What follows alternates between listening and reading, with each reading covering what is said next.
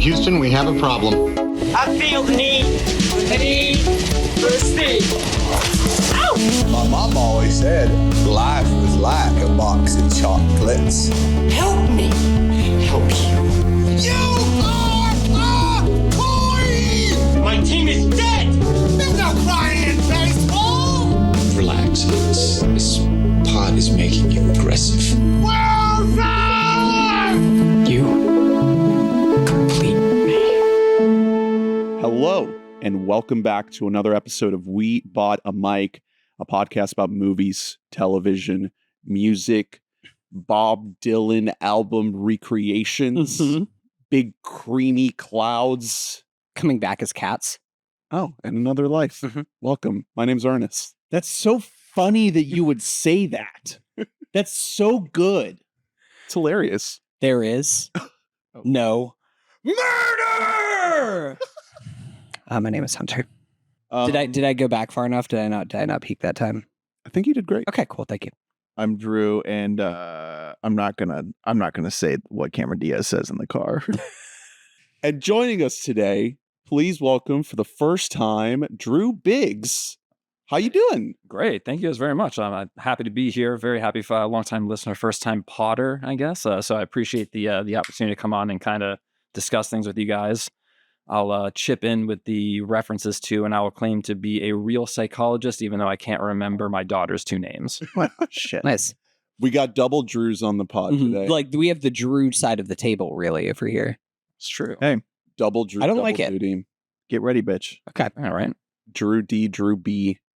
Much like me confusing my two girlfriends, one of them's brunette and the other one's blonde.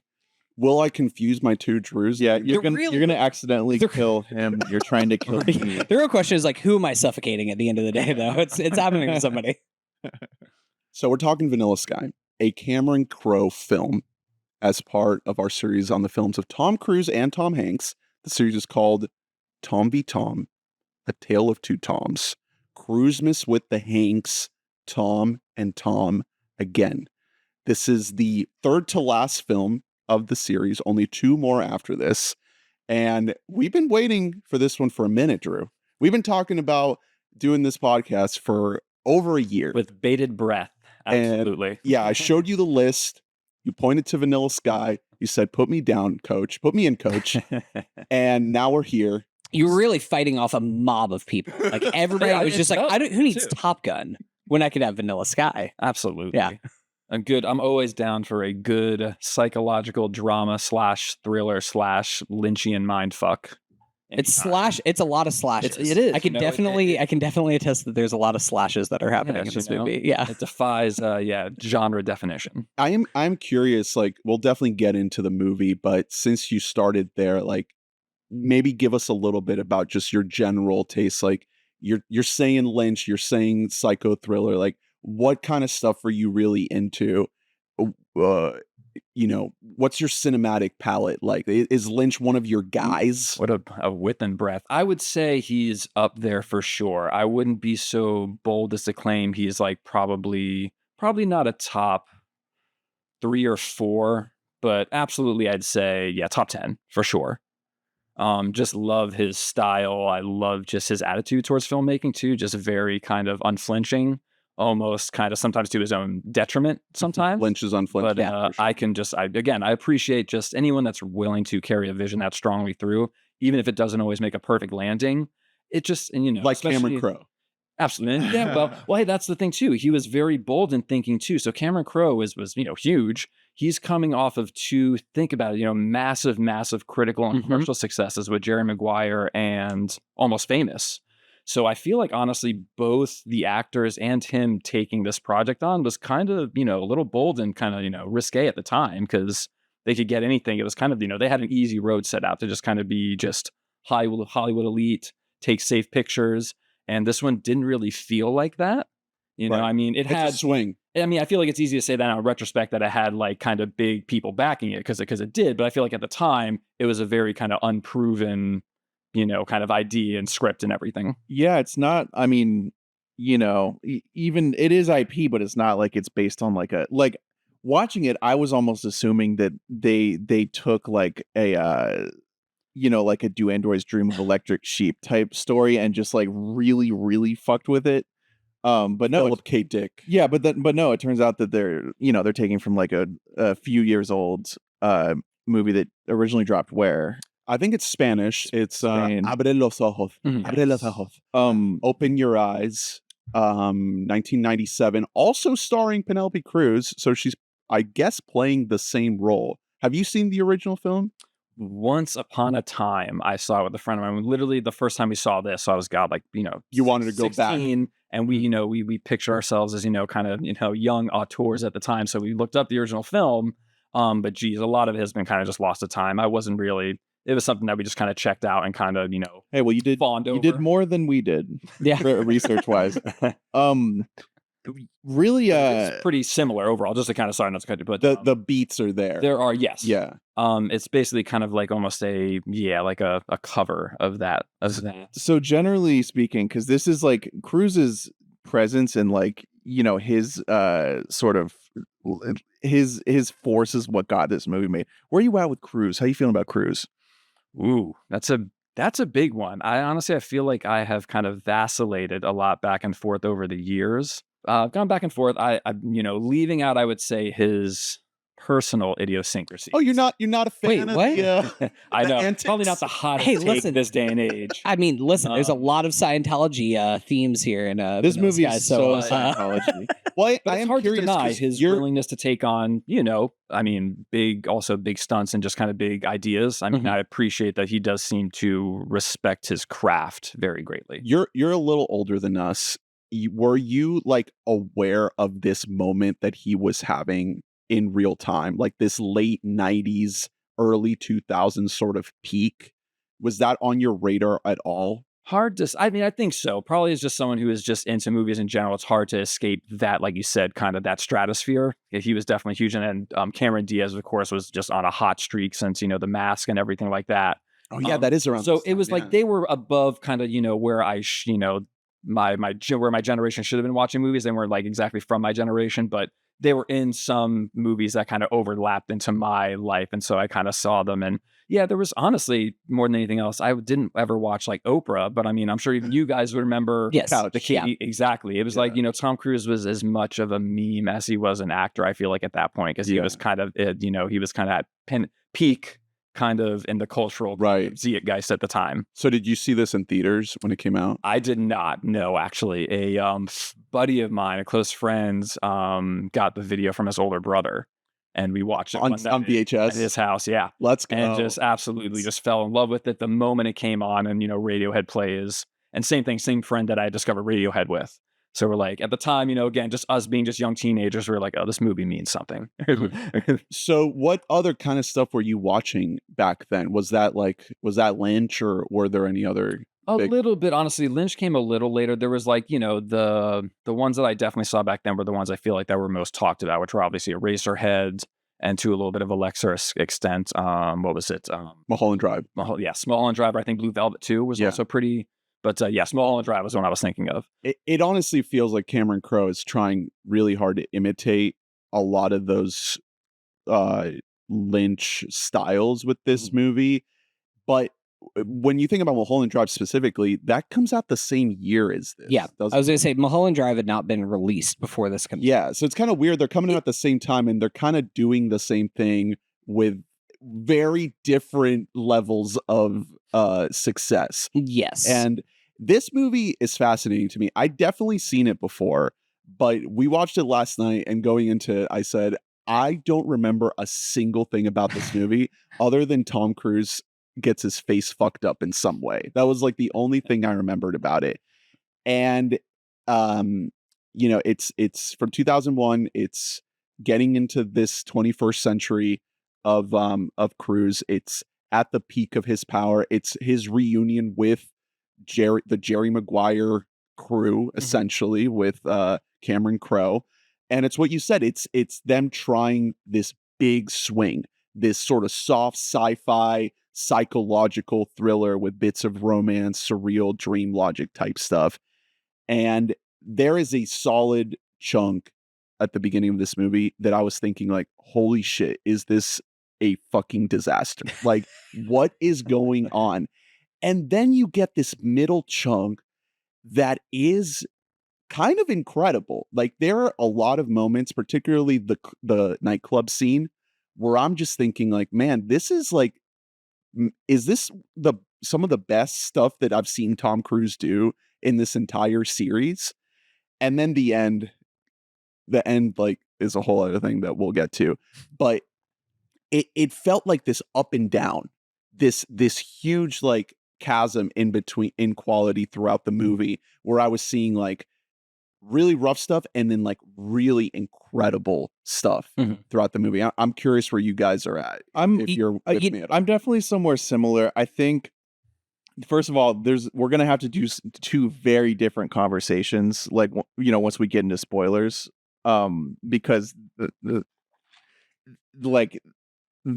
I don't know. It's really hard to even get into like where this movie goes without just like ruining everything in a way. Yeah, we are. You're right. We are going to have to spoil the shit out of it. It's a 23-year-old movie, and it also made somehow made $200 million. Like, this is one of the most successful movies. Baby, which is, I mean, that is the power of Tom Cruise. Get people to show up, and that is the power of Cameron Crowe, because it can't be underestimated. Like the heater he is coming off of. He's coming off. He writes Fast Times. His directorial debut is Say Anything. He makes Singles, which is now like been taken up as like a classic, a like beloved film. Jerry Maguire, Almost Famous, and then you get Vanilla Sky a year after Almost Famous, where he is at the absolute apex. He's been nominated for Best Picture. He has won the Academy Award for Best Screenplay. And it's like, what is he gonna do next? He's doing this Spanish film adaptation. Yeah, which, by the way, Tom's idea. Tom saw it, rushed to get the IP for it. He was so stoked about it. He was like, holy fucking shit. And he personally invited Cameron Crowe to his fucking house to watch it together, which is so funny. It's just one of those things. So giving a little bit of background, I had also seen this movie once before, in high school or so. And I remember watching it whenever I was about 16, 17, and I fucking hated it. I was like, this is pretentious, it's shaggy, it's overwritten and underbaked. And here's the thing, it kind of is all of those things, but I did not hate it this time. Well, like, yeah, I did, because it is those things, but it also like brushes up on like true greatness. Yeah. Like a few times you're like, wow, this is, like you said, like there's sequences where you're like, this is fucking incredible. It's cooking. Yeah, where it's just slaying. There's some ideas in here that are just like genius. Like, we'll get more into it in spoilers, but of like this whole like modern ideal of like what reincarnation is, and like all these kind of like abstract ideas that are like under the surface of this movie. The ending is just wild. Well, it's one of those things where I'm like, I don't know where it went wrong, because also I see where like Tom saw the potential here, and I don't know if maybe Cameron Crowe wasn't the best. Cameron Crowe was not the best suited. Cameron Crowe was not the guy trying to be nice, and that's okay. Because obviously, you know, when he brings himself to a movie, like he is, you know, he's not someone you would think of as like a Kubrick style, but he is an auteur. Like, he's making the whole fucking thing. He brought his entire crew over straight from Almost Famous. Like, it's everyone who worked on Almost Famous, including some of the cast. My Name is Earl, and also, yeah. He was in. Listen, I really didn't care for Jason Lee. I generally think he's probably maybe just a bad actor, and that's okay. I think it's sort of a Keanu situation where like he's beloved and like very cool and good looking.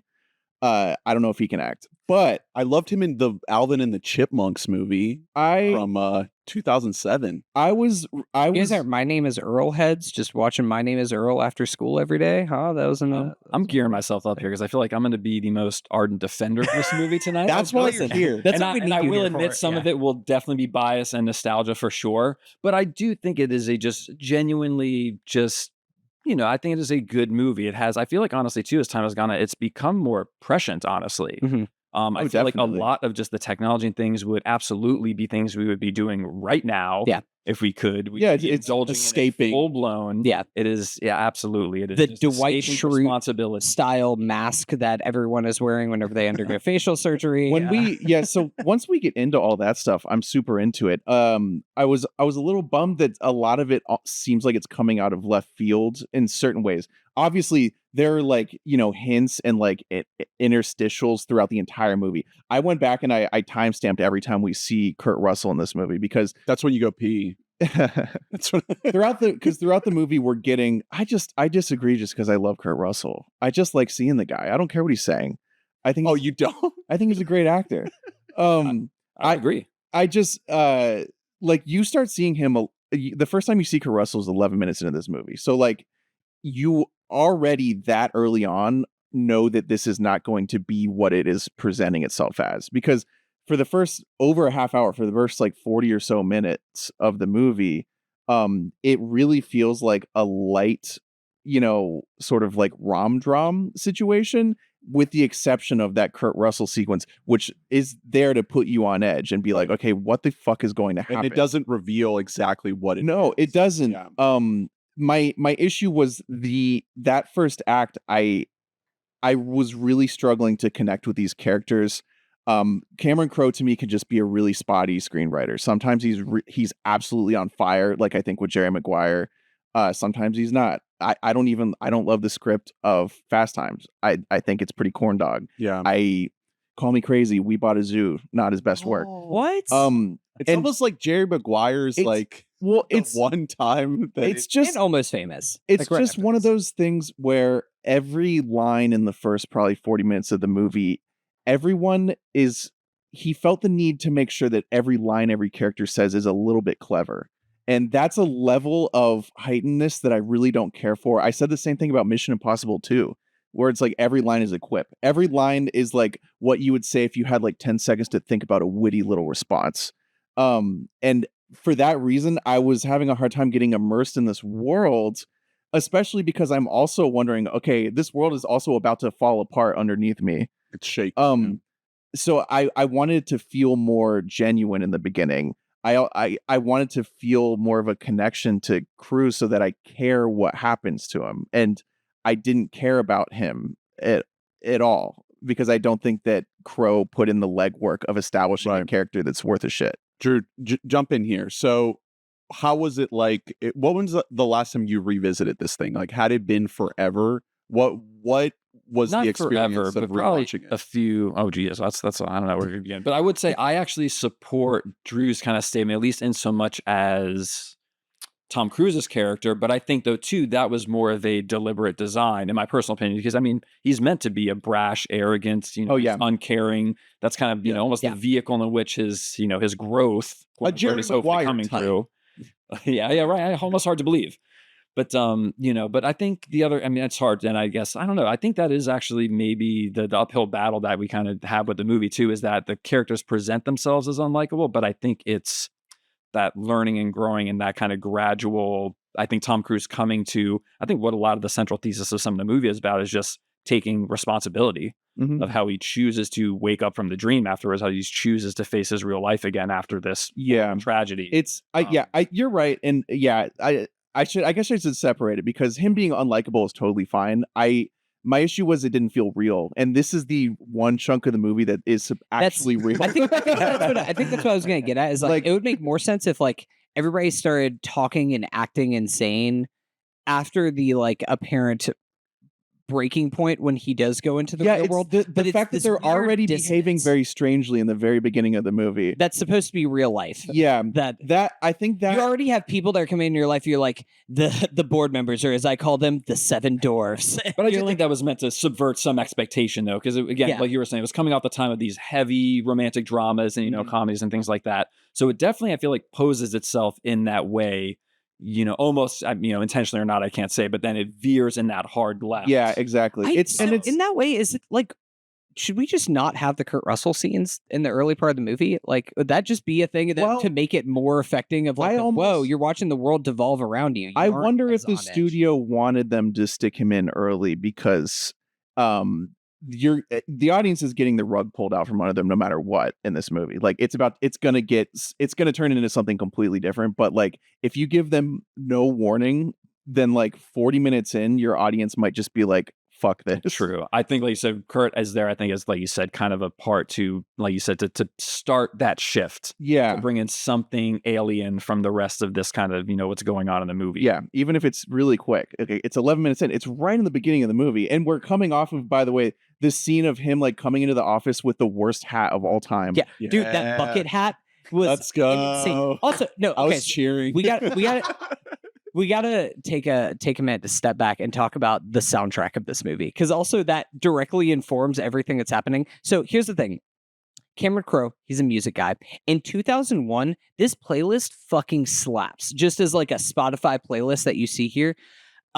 As a movie score, it's kind of insane. It's a beautiful, eclectic mess. Yeah. What it is. Eclectic mess is the perfect. Did you see perfect what it says in the Wikipedia No. about it? So there's actually an entire Wikipedia standalone article that's just the music from Vanilla Sky, but the blurb that's not standalone, like just within the movie, it says that the score was made by Crowe's wife at the time, Nancy Wilson, who also scored Jerry Maguire and Almost Yeah, and who, Famous. by the way, was in the band Heart. Nice. Yeah. Oh, wow. So he was, he Some had credentials right there. Yeah. She spent 9 months working on the music done through experimentation of sound collages, Mhm. which put that in that terminology makes so much sense. So That's what it is. yes, the score. There's not enough score though. It's actual songs. And Right. That's where my problem is. Yeah, is not that's what she's saying. So she says we were trying to figure out the balance of the heaviness of the story with sugary pop culture music. We made sound collages of all kinds, channeling Brian Wilson to a large extent, recording things through hoses around corners, playing guitars with cello bows, all kinds of wacky stuff. But yeah, you're right that it's not score. well, that's kind of what I'm getting. Is like on its own, love Radiohead. I love REM. I love Sigur Rós. Like I love all of these artists that we have in here, but the way that it is mixed together is just kind of insane. And it's one of those things where you like a lot of creators and stuff like that, especially people who do like Cameron Crowe, they have background in both like filmmaking and with music. You hear a lot of YouTubers talking about when they're talking about how to like score different videos about how important music is at informing like your mood and making those subconscious connections to what you are seeing on the screen. This is like cognitive dissonance whenever you're hearing these the songs that are playing with what is happening on the screen. A lot of times it just has absolutely nothing to do with what's going on. It's just like you just wanted to shoehorn a third REM song in here. And again, buddy, I love REM as much as the next guy, but why? So it feels like it's almost they're injecting, I would say, auditory psychedelia almost. Like, Yeah, I think between the honestly. Radiohead but I think that, again, that's almost purposeful to create, like you said, this sense of anxiety and unease. Also, shout out to Pet Boy what was it? Pet Sounds from Beach Boys on there. They put vibrations. Another Oh my God. At the end. Literally, yeah, psychedelic masterpiece there. I think again, just thrown in there to just create that tension, that unease, that, this music that is completely, juxtaposed with what you're witnessing on screen. Don't you think that we have to consider what CD culture was at the time? Completely separate from the movie. You had this culture of CDs having to be bought and sold as the primary method of listening to music. And you have these companies, these movie production companies that are getting merged with album record companies. And there must be some kind of mandate top down that gets seeped into the artistic process where they're telling Cameron Crowe, I mean, I'm just speculating here, but they're probably telling him like, hey man, if you're going to put music into this thing, like let's go all out, like let's do it, let's make this album a thing. It sold a lot. I also think generally like Cameron Crowe is likelier to do it himself than most other directors. Like, he was the Rolling Stone guy, like he was a music reporter, he's fascinated with the music world. I think that there are moments in this movie that would have done better having just score instead of like having me be like, oh yeah, I know this song. It almost feels distracting sometimes. But then I think it ties. I mean, we just have to like talk about like the movie. I don't think we can do a separate spoiler section. Like if you haven't seen Vanilla Sky, it's on Paramount Plus. Like pause and go watch it. But at the end of the movie, it fully recontextualizes that point into the idea that he is using his knowledge of the music that he likes to populate this world, right? Like that's what's happening. No, that's why it's so weird and They would janky. leave those hints even in the movie that they sprinkle in there. You're in his mind. Yeah. So that's 100% a saving grace. And you end up, I mean, that's why I was enjoying the middle of it, because by the middle of the movie, you're like, that we're not in whatever reality we're seeing is not 100% trustable.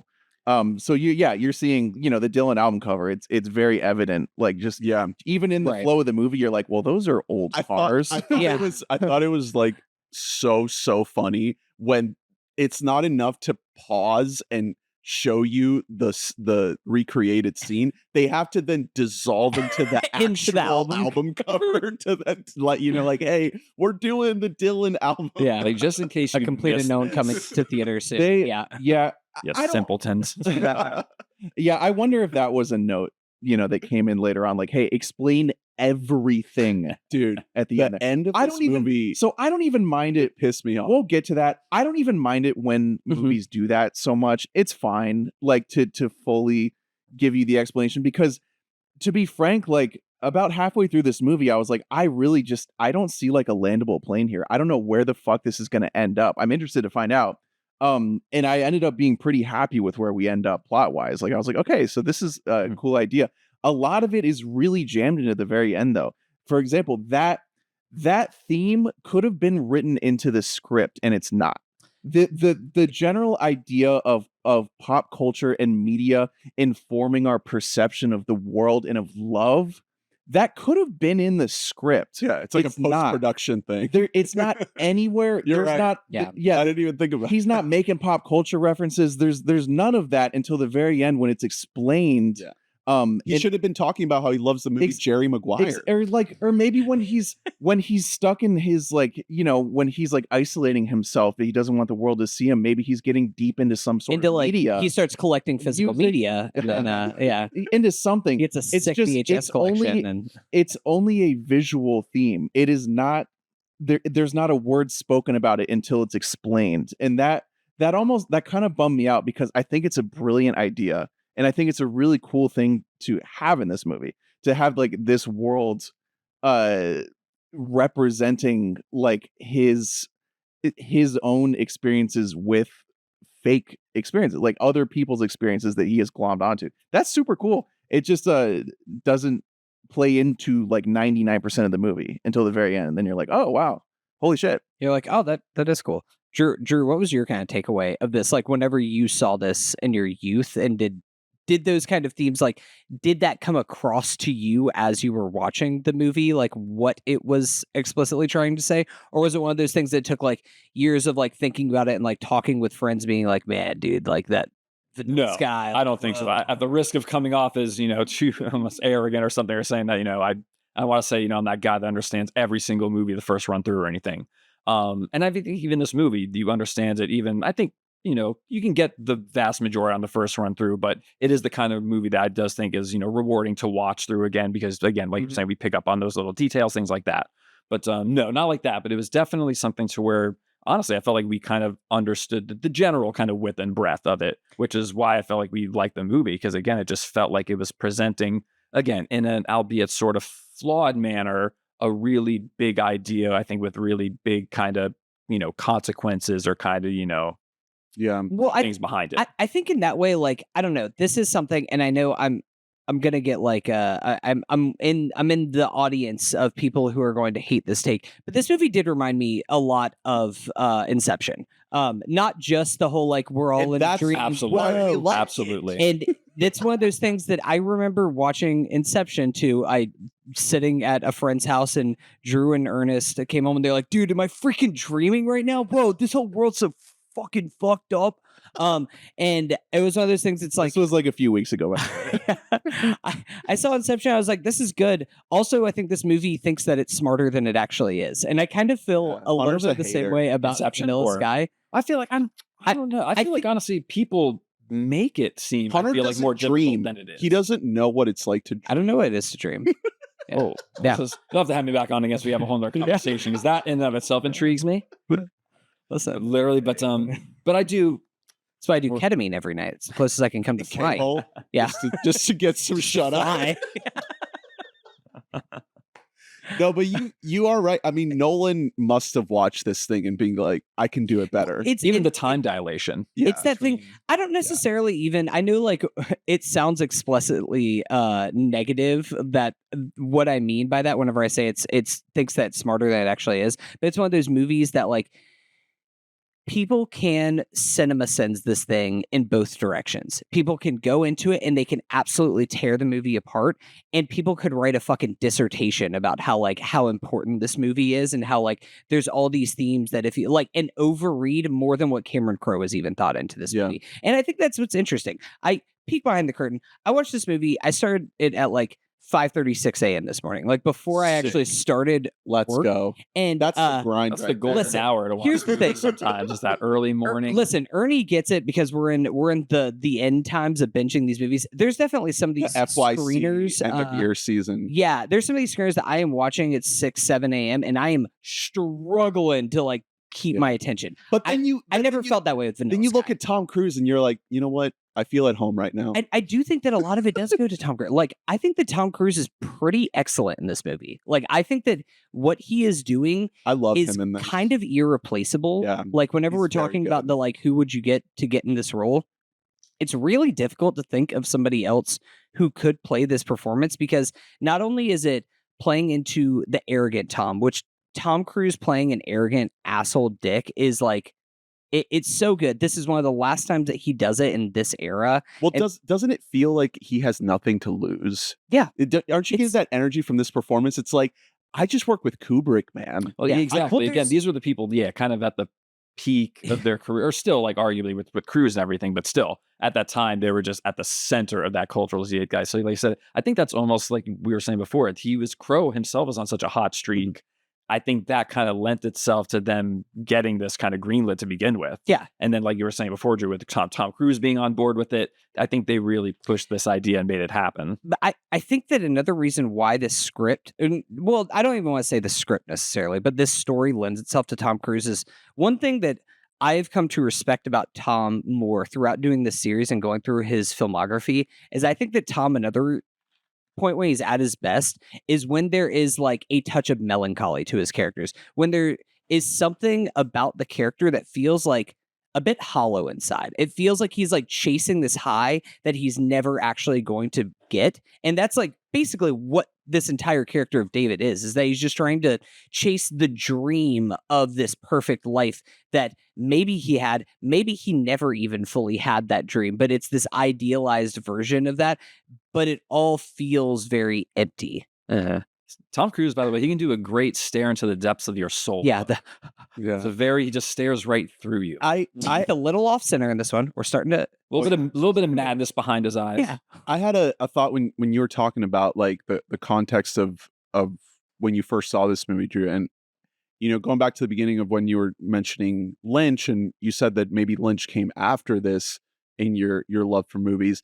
Maybe this movie, and there might be people watching or listening who are in a similar age group as you, who watch this at like kind of a perfect time in their movie loving like come up of their youth, and this may be looking back on it a sort of frustrating, unsuccessful movie to people like me, but to people like you, it's like you look back on it and it's like, oh, maybe this is what introduced me. This was like Crowe is a great cinematic intro, the gateway drug to Lynch. Yes. Yeah, it's also a there was less of this going on back then. I mean, 01 just happened to end up being a spike year for it because you get Mulholland. You also get Memento.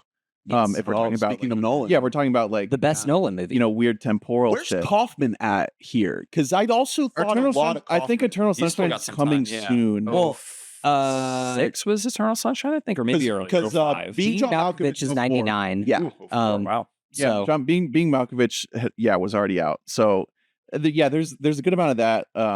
adaptation's already out. Yeah. There's also like No, if- it's adaptation's out. in 02. Adaptations, yeah. O2. I mean, there also is like if you want to go more wider, like there's a lot of like the French impressionistic filmmakers and stuff like that of like the really of the 80s, like new wave and stuff like that is Yes. all over Lynch films. It's all over this movie. Literally, your they point- they have a Monet painting. Yes. Is the Crow insane- is your point. The Crow's movie obsessed Jim with and these. Jules that Yes. they have plastered Jim and all Jules. over. Yep, there you the go. story loosely behind that is the same thing. This sensuous love trio. Mhm. And then these two women are in love, and then Jim comes in, and then Catherine is the other kind of the third wheel. And I guess apparently just kind of recollection. I've never seen. Oh, the that's movie. true fall. But Catherine Yep. falls for Jim. Basically, it's it's not requited, or there's some kind of fissure or something. And literally, the movie. I want spoiler real quick if you haven't watched this late 50s, 60s French film. 62. Yeah, 60s. But basically, Catherine, in a very similar fashion, in a car, drives them both off a cliff and kills them both. Wow. So it's So even that scene, all is of those things. Heavily influenced. Wow. Yeah. That's So fascinating. there's layers. It's Inception all over, baby. It's just layers of of meta and just in the film and outside the film. It's all over. I mean, what you're getting at is it's reiterating that point of like the gateway drug, right? Like he's inserting all these references, and little teenager Drew is watching, and he's like, all right, now I got to go back, And it's now I got to see absolutely. like what is all of this? What is this plethora? Because there's of such a this- and at least like you said, to your point, it leaves such a novel impression on you at the time because it's all new, right? It's all, and that's how you're really first finding out the stuff that you're really gravitating towards, that really vibes with you, that really kind of gives you the goosebumps and everything. You're like, oh man, this means something to me. This is something I want to look into more, that I'm really passionate about. And I think you're absolutely right. So a couple stray notes I had. We mentioned My Name Is Earl. What's his name? I keep forgetting. Jason. Jason Lee. Is this character a surrogate for Cameron Crowe? I kept thinking about that because isn't he like a writer? Isn't he working on like a book or Quick something? mind bend. There's a theory, I guess, apparently too, that the whole movie was Jason Lee's novel. There you go. Which I is, feel like I think that one's a little stretch, but I mean, hey, I think that it's that viable. character's novel would be way worse than this. I think that's a good argument to be made. I think. Shit. Well, we don't see a single page in the whole thing. He mentions it once and then never. That's it. If that's true, He's the if he George is- R.R. Martin of the movie. He never finishes, right? If he is a surrogate for Cameron Crowe, does Cameron Crowe want He wants Tom to get cucked. Cruise to cuck? Yeah, he wants to get cucked by Cruz. Yeah. Yes, it doesn't work great because Jason Lee is like a great looking guy, and he's like way like you know what I mean. Like he's wouldn't Tom with the fucked up face is still better. oh god, I don't know about that, but putting him up against straight edge, just normal Tom, I think it's just tough. I don't that know. would be the- I don't want to blame it all on Jason Lee. I think he has a lot of dialogue in the beginning of the movie, which is when I think the dialogue is really bad in the movie. Which again is supposed to be when we're in real life. It's like, there you go, sleeping with the girl of my dreams again. I think he just his all these acting little- has a particular rhythm and cadence to it that I What think if is you don't respond to, it's gonna get old. It's just because on top of that, it's the writing style where everything has to be a little quippy. Like it just led me to not feel like we were in a reality yet.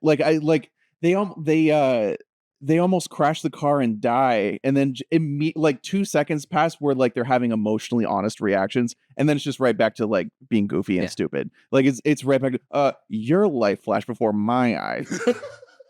It's like, okay. That car scene, though, we've already mentioned a couple times. Let's sit on it for a second. Not the Mack truck scene. You're talking about the Cameron Diaz scene. Oh, you were talking about the almost crash. Yeah. When Jason Lee and Cruz Okay. crash. The actual crash. So that Mack truck scene, if I remember correctly, too, and you, I believe, Drew, brought my attention to it last night when you were the first one that mentioned the car difference. Something train else car. on top of that is when they're both, supposedly back in the real world. His license plate, apparently, it reads February 30th. Which is not a real date. That's how you know you're in the dream. That's the But totem. that's before supposedly. It literally is the tone. The of, actual like, splice in the are we still movie. in the though. dream. So it's another kind of, who knows? Maybe they leave it as a red herring of some sort. Maybe it does have a, it's a more, I think it's all up to interpretation. It's very much, it's a very subjective there's definitely a read of this thing where you can put certain time codes of like what's real and what's not. To me, I like to just step back and be like, you know what? The whole thing's a dream. literally the end of the movie is him being told that he's been lucid dreaming for 150 years.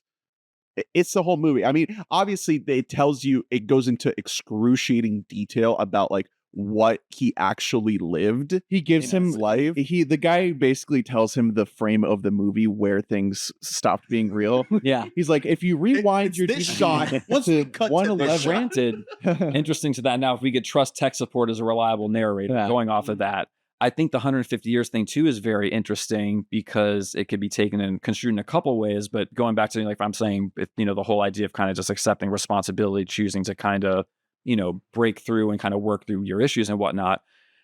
How many times theoretically in those 150 years did he possibly fuck this dream up and choose to go back in versus accepting it? Yeah. Like, did things go awry in the first 12 months? And he was like, fuck it. just He goes reset. back in, and then 3 years later, he fucks it up. Yeah. And then 20 years later, he once fucks it you're, up. I mean, this is why, and I mean, this goes back to like, But I think it's also his this goes back to, subconscious. like ancient and sci-fi his- writers. This is why like dream world subconscious stuff is so fertile, because like it can become whatever you want it to be. And I think also he's probably the reason behind, obviously, the glitches in this issues too, is his subconscious is still haunting him over this trauma.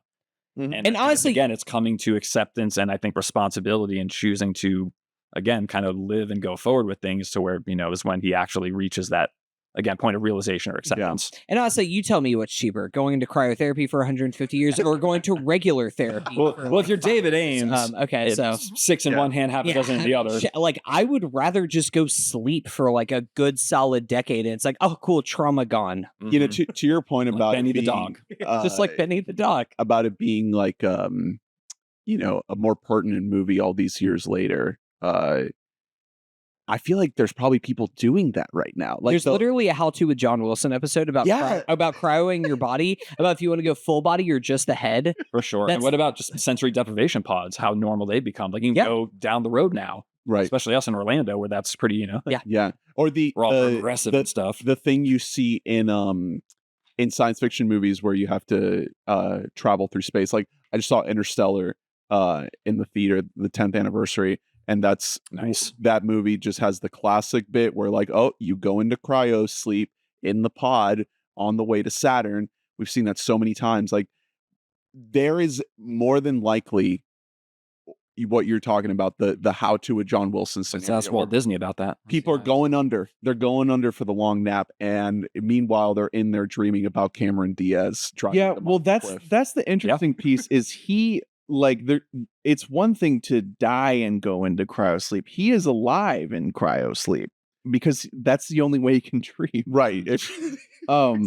He's elected to. You gotta survive to some extent. Yeah, he's elected to remain alive in some way, but not like participate in life. And that is, again, that's cool stuff. The fact that like he's like, I am not going to deal with how fucking ugly I am right now. Like, I can't handle it. Tough. I think it was more than that too. It was that losing his, love again too. And this is maybe, again, the kind of oppression thing too, is think about this now too. And they mention it in his dream world tech support again, to where he met Sophia and, once, and yet he's created this huge parasocial relationship of he is this idealistic, he is his, his ideal. He's Tom Cruise of feminine beauty to him. And, and that is again, I think something that touches on now how we just can go into these rabbit holes of social media, of just going into virtual reality, and we form these bonds with things and people that might not be,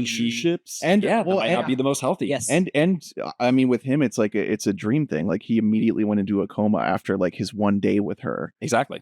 And so to him, she is way outsized in his brain. Meanwhile, like to her, she's like, yeah, he was really cool, but which is why the club scene is the best scene in the movie. I was blown away. Like we've seen, a couple Cameron Crowe movies. We bought a zoo, that has some heaters in it. Okay.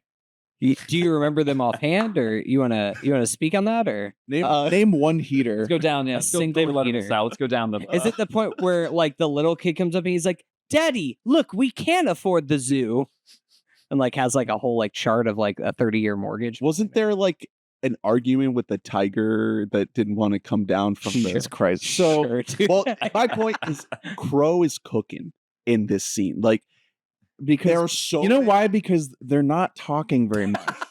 I'm not joking. But they are, though. There's dialogue, but like that scene happens to be the scene with the most striking visuals. There's no of the movie. quips. Yes, and there's a Not lot of great single quip. physical acting in that. Yeah. Yeah, the Cruise, the- man. the He is dancing, fucking going doing for it. shots. Again, With Just the visible discomfort of Sophia again- and just all of Yes, exactly. Is Well, this- that's what I'm getting at is what you're saying about like, oh, they only met once, right? They only knew each other. In that scene, that's the second date, right? The first date's the party. The second date is now he has this fucked Now he's up bringing face his A with the game. mask Yeah. on. And I was levitating watching this sequence. I was like, this is some of the best stuff I've seen from Cruz in this entire series. Like, everything about this is working so well. And so much of it is Penelope Cruz. Mhm. So much of it is her performance as this woman who's like very scared, very, very worried. This is something that is unfortunately extremely common for a lot of women to be like, I just have to be nice to this weird guy at the club so he doesn't fucking kill me. There's even that little hint of black comedy almost at the end where she literally runs away down the alley. Yeah, Sprints. that's so She- funny. I will, And I then would rather Jason Lee sprint does off too. into the darkness myself Yeah, and Jason than Lee's be like, with these two animals. Okay, I do love that there's one little smart, because there's still like there are some smart script choices in this. Very early on in the movie, you have Cameron Diaz like, when can I see you again? Please don't ever say soon, because they know like soon means nothing, and they're like, I'll call you soon. And like he hears that first from Penelope Cruz, and then he hears it from Jason Lee, and that's when he has the breakdown of like, oh, nobody wants to see me anymore. Like I won't be around anymore. And then he puts the mask on the back of his head. Incredible visual of his fucked up face and also the mask on the back of his head, but So good. the way Tom's hair is like still just fucking pitch perfect. This is the best era of Cruz hair in that it looks like either side is a face in its own way, and it's like up to you to choose which side Very you well like, done. It's you so like to great, look yeah. at more. It's so disorienting. It looks so cool. To your point, the Penelope Cruz is phenomenal in this movie, and this is basically her breakthrough for American movies. Before this, she is in a lot of Spanish movies. She does like some bit parts here and there, but this is the thing where like after this, Penelope Cruz becomes If I remember, yeah, like almost immediately after, I think it's Blow with Johnny Depp. So I mean, she is going just skyrocketing. yes. I had her whole filmography up here, but yeah, I think Blow is the very next thing that comes after this. Blow's the same year, actually. It's Vanilla Sky and Blow in 2001. And it's like, oh, she's arrived. And then Gothica in 2003. And then suddenly she's starting to get like nominated for Oscar. And by 2006, she wins an Oscar for. Yeah, she rules in this movie, and it's like speaking toward like any issue I had toward the beginning of the movie with like emotional honesty. She is portraying an emotionally honest character. She's the emotional center. She is the way she acts and reacts to things like makes sense when a lot of other characters doesn't. You know what I mean? And it's not a matter of her lines being written better than anyone else. And she's just doing a good job acting. Mostly I'm going humming. Ah, ooh, God. I said That's before, mostly my reaction. I said before we were podcasting, they really were just like, we have to find somebody who's more beautiful than Cameron Diaz in 2001. It's believable for audiences, and they found Penelope Cruz, and they're like, all right, we got it. I can't believe she somehow won an did it. Oscar for Vicky Cristina Barcelona. Does that movie exist? Woody Allen? Great Wait, question. Really? I thought that she won for Volveros. I totally wrong Now she on was that. nominated. Oh, she was. You know what? It's a makeup Oscar thing. Like that's what it is. That's crazy. What if Javier Bardem had two girlfriends, much like Tom Cruise in the film Vanilla Sky? That's the premise. I don't think you'd have much problem with that. I don't think they'd fight. I think they'd be pretty. Except this time, instead of Pretty happy. Cameron Diaz, it's Scarlett Johansson. Hey, no. So now we're cooking. Yeah, Cameron Diaz you know, she's playing like a really, really over the top femme Crazy fatale. ex-girlfriend. Yeah, like she gets the nominated for like not literal blonde who kills you. she like, didn't get noir nominated character. for an Oscar, but she did get nominated for Golden Globes, a bunch of like Critics' Choice Awards and everything like Her that. performance got a lot of praise. Wait, Yeah. who's? Cameron Diaz. Yes. She That's won funny. a couple Well, Critics that's Circle that's Awards. also partially because she was seen as a complete novelty up to this point. Like she was not respected by Hollywood for years. I think she's good in the movie. Yeah, no, Oh, yeah. totally. She It's does a great job. That car scene, the car accident, the lead up to it, her screaming, like One of the most four visceral car times. crashes Do you I've know seen what in movies. 4 times means? your body makes a promise. yeah, that's That's so that's a funny. great. I love that line. Incredible line. That's a great line. I love I swallowed your I cum. swallowed your. I love her Do you know her what that shitty means? fucking music that she plays him. Oh, that she and he goes, recorded. "It's vivid." See, that's so fun. that's good writing. Like that's really funny. It's all And then, of working. course, the foreboding, do you believe in God? Which, of course, you know, there's never a good follow-up to the do you believe in God question. Somebody asking, "Do you believe in God?" when you were in a car with them, you should just like duck and roll out of that car Absolutely. immediately. Like you will be in So the we stage. looked this up before we started recording, but 38 minutes to get to this scene of the car accident. It feels way longer than that. And then between the car accident and the club, it's like another 20 minutes. So the experience of watching the first half of this movie is, like I said, very frustrating. There's a lot of exposition. It's a lot. Yes, it's a lot of that, but it's also just it's kind of disorienting, and it's supposed to be like that's what he wants it to be. But I just like I said, I just found it very frustrating because I would love to see the version of this movie that is not what is this? 2 hours and 2:20? 25 minutes. Let's. I will say, I did not remember the movie being that long. And at some points, Let's get under it does 2. feel like it is that let's time. let's get to 2. Like that could definitely work. It also, I you know, I don't think that it's like a horrible thing. It's almost similar to what I said about Malignant, which is like it makes the rug pull so effective when Malignant turns, but that doesn't mean it's okay to write half of a bad movie. because it's so much. Yeah, it doesn't mean it's okay to write. Right. You know what I mean? Just because you're so excited to get to the good part. You still have to sit. And the thing is, this is hard, and this is way more of a thing. Yeah. Like Cameron Crowe has never bitten off this much script wise in his life. Like this is a lot. Like he's having to figure out when to drop in the hints, when to drop in themes, when to interstitial in like the official hints, like the interview scenes. He's having to juggle a ton of shit here, so it makes sense that like character detail gets lost here and there. But yeah, time wise, it is really interesting because the car crash, like you said, 38 minutes in. The moment he passes out on the street, which is when things officially quote right after quote, the club. yeah, when things supposedly fully become the dream. When we shift. That's an hour and 10 minutes in. Yeah, it's literally at the It's house. not what you want. Which, okay, so, and maybe there was like some subconscious part of me that was just like, I love Kurt Russell. Kurt Russell rocks. But just thinking about how much better of a movie I think that or how much more I would have enjoyed this movie if we did not get the Kurt Russell bits until everything after the halfway point of this movie. And I think that a lot of it goes back to, talked about a couple times, Mulholland Drive, which comes out the same year. The Mulholland shift in that. Mulholland Drive, it's another movie that is split in half, where the first half of the movie is, spoilers for Mulholland Drive, the first half of the movie is it's Nicole Kidman coming to Naomi Watts. excuse me, Naomi You're Watts. thinking of Baby Girl in theaters now. Excuse me. Naomi Watts arriving to Hollywood, and it's this like very sincere portrait of like filled with hope of like a woman going to try to make it as her dream as an actress in Hollywood. And it has this very like glossy, idealized version, but the whole time it's nothing that is ever explicitly stated, but it's just these themes that are underlying that you just have this sense of dread that you can never really quite pinpoint as like what's going on. That it feels like you, once again, are in a dream, but at any possible moment, it could flip and it could become a nightmare. And in the sense of Mulholland Drive, it's the diner scene. It's having that one sequence where like you go in there and you realize like there's a monster on the other side of this wall. And at that point, that is when that movie flips and the entire tone of it flips, and all of the gloss that was on top and the really like truly evil energy that's lying underneath, that all completely is reversed.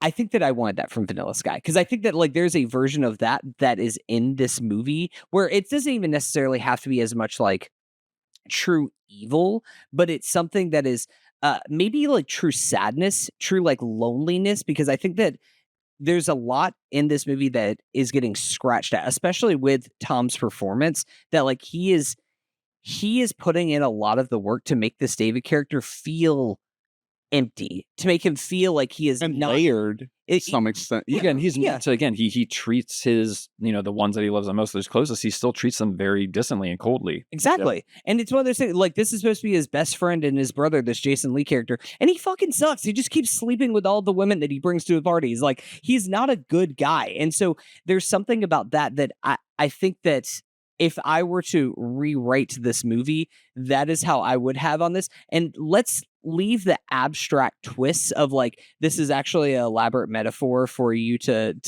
this is a giant therapy session for you. I can't help but think though that the reason why this movie gets to $200 million box office off of a $68 million budget is because of some of these shakier choices, like it has to keep the audience engaged. Over explaining, like the exposition dumps, the seeding the Kurt Russell character early on. I can't help but think that maybe that's why it goes that big. And the movie wasn't like a smash success. It didn't go huge to the extent that some of the other Cruise movies that we've covered have. I agree with that. And I think you have to give some credit to, like you're saying, the casual audience member that's going to see this movie that is probably not going to maybe pick up on, a lot of these kind of literary and film devices. So I don't know, like you said, an argument, it's like maybe he will kind of ham-handedly do this to make sure that there is that comfortable resolution for maybe the average audience member, and maybe not people like us that are gonna pick apart and dice movies and form theses and analyze them. Tom wants to, at least in this, especially now, but I guess always, Tom always wants the masses. Like I can't think of a single movie where Tom is doing artsy stuff for artsy stuff's sake. Like he never wants to do that. I mean, just Eyes Wide Shut. Yeah. Right. Well, I guess so. I guess that might be the one time. But the Prestige of Kubrick still, That's I feel like, different, right. kind of. Yeah, you're totally right. Like this, like the way the movie is structured, I think is with like great intent. Like I think that there's a reason, and I think it does make sense with what they're trying to accomplish. It's just like you guys are saying you're not in love with the Kurt Russell stuff, right? I think it's the worst part of the movie. I'm on this side of the table, Drew, with you for a reason. I disagree. Drews are on Kurt's side. I like Kurt Russell. I like Kurt Russell too. I love Kurt Russell. No, he sucks in this movie. What? I think he is a great counterpoint to Tom Cruise in this. I think he is pulling out. He's doing what a psychologist does. He's pulling out this information that Tom Cruise is not willing to consciously deal with. And I feel like doing it in a great Kurt Russell-esque way. I guess I won't blame Kurt. Like, have you? Have you guys ever seen A Beautiful Mind? This also came out the same year. It also comes out in 2001. Oh, interesting. Speaking of Kurt Kaufman. Russell character reminds me a lot of the Ed Harris character in A Beautiful Mind. Yeah. Where also it like simultaneously is like very good and engaging because it's Ed Harris and we all love Ed Harris, and also kind of doesn't make sense in the fabric of the movie. Like it's kind of just like, here's this other like fun scenes that we're getting in because it's Kurt Russell or Ed Harris yelling a lot, and I like to see them yell and like really get aggro with another character, but also I don't really know if this is like advancing the movie in any given way that is effective for me. Do you guys think now is your argument for like against the character in and of itself, or that Kurt Russell is playing? All right, well, think, all right, so a little argument to that. I think it is a great, just boom, kind of existential gut punch to follow this character for the whole movie, and then you find out that at the very end, that he's not he's not a person. Yeah, I was assuming it would be an negligible situation. Not Ed Harris, and I think that's just. I was assuming it would be like a Shutter Island situation where you find out that he's really like one of the doctors at the facility. exactly, yeah. You find out he's just a different character, and it wasn't. I thought it was really Well, interesting. he was. I guess just not in the way we thought. Yeah, he's just like a full He's in the figment. same way that like you see a guy at the Publix and he can be in your dream that night because it's just like you just see a person. and Sin's they a little made an too imprint. He's specific. Atticus Finch. Can you dream? Are you dreaming right now? Wake Hey. up, Hunter. Wake Oh up. God! Oh God! But Oh also God! too, his character again leads just is again to lead more credence to the idea of this giving what am I saying credence to him being in a dream again of these people being just figments of his recollection. Yeah. his And the creation. way that cell interrogation sequence is shot, it lends itself to that. Now that you guys are talking about it, I think my problem is not with that character. I think it is just Kurt Russell. But it's not because I don't like Kurt Russell. I love Kurt Russell. I just prefer my flavor of Kurt Russell, The Thing. Like that's what I like. I like my Kurt Russell with a big hat and a big beard. Yeah. That's what I want to see. Or in Fast and Furious as Mr. Nobody. Oh. Maybe throw him into that. Uh-huh. Hey, hard to argue with Escape from New York. Exactly. Yeah. Eye patch snake. Like, let's go for more of that. Having him do his best Robin Williams in Good Will Hunting impression did not work. Like, it's not your fault. It just did not But I work. think Kurt Russell still has layers as an actor. Yes. Well, I think he has layers. I don't know if he's expressing all of those layers in this movie that he has. All the But again, you have to levels that he say has. too also comparative to his screen time in the movie also though. Well, that's the thing is that it's almost not really I in a would ton of rather it I until would the have end. rather had not Kurt Russell, but like have somebody else in that role and just make it a smaller. part. That's no. like I just Listen, But the thing is that you can't be like Kurt Russell. You're in 3 scenes in this movie, buddy. Like it had to be. It Wait, put why Kurt not Russell though? in there. They put Drew Barrymore in like the first 90 seconds of screen. I mean, Oh, that's true. They could have. I like- think then there are other better probably examples of that, but here's I think like I know it's so annoying to just like play script doctor, and we always end up doing this, but I think watching it, one thing that struck me is that Kurt Russell is known. We know him to be a good actor.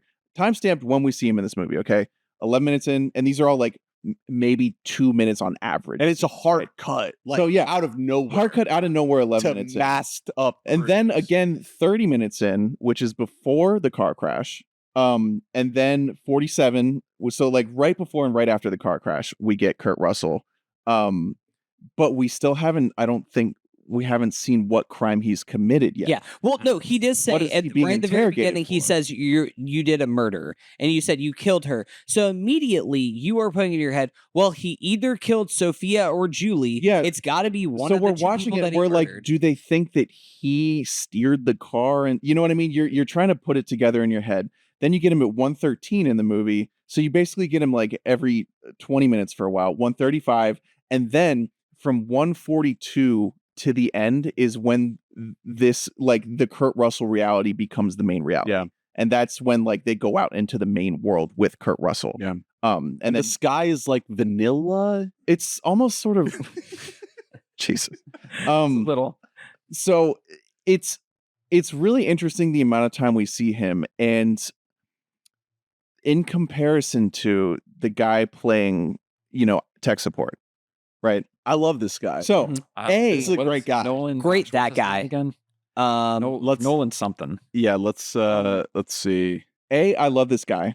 He's No, great. it's Taylor. And again, I love how they Yeah. they sprinkle him in the movie to again kind of give those little small hints. He's just even he's- before they he is really start A revealing. classic that guy. He's They in do like that quick he's in shot Game of him Thrones. overlooking the surgery. Okay, so what I'm saying is I think there should be more of him earlier, because you see him certain shots of him, but one of the most striking moments in the entire movie is when that entire bar The gets bar? quiet at once. So good. That is such a great movie moment. It reminds me, there's an almost identical scene in Glass, the M. Night Shyamalan movie. Do you remember? Where Yeah. where the Remind me entire of bar goes Glass. dead silent. It's the only good moment. I was in gonna Glass. say, you got to remind me of literally any good moments in but Glass. listen, the idea of that character being someone who is trying to reach Tom and guiding him, but Oh, it's only like an hour and a half into the movie. Like it's over an hour into the movie when that scene happens with the bar.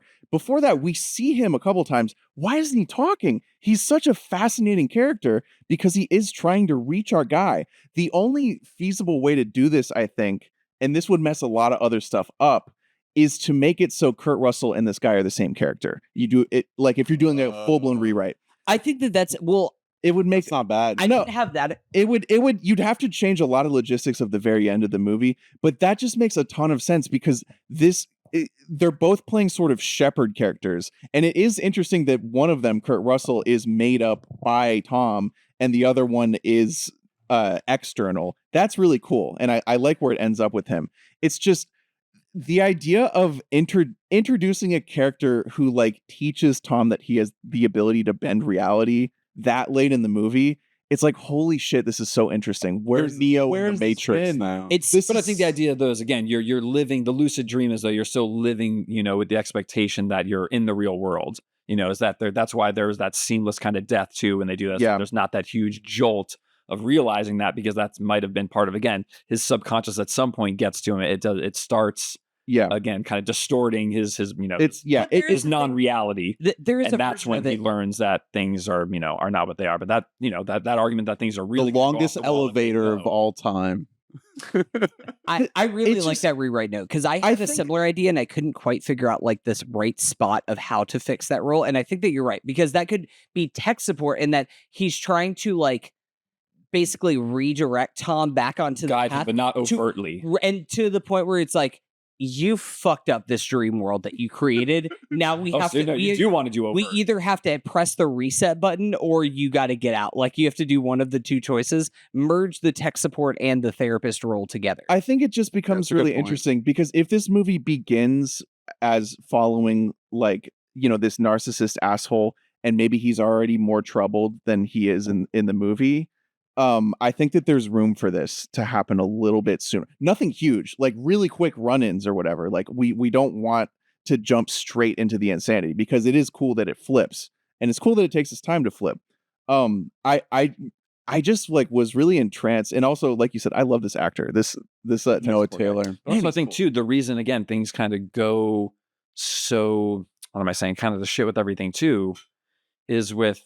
Oh, actually, I just lost my train of thought on that one. Well, I was going to mention Noah Taylor. I know him best as this is crazy.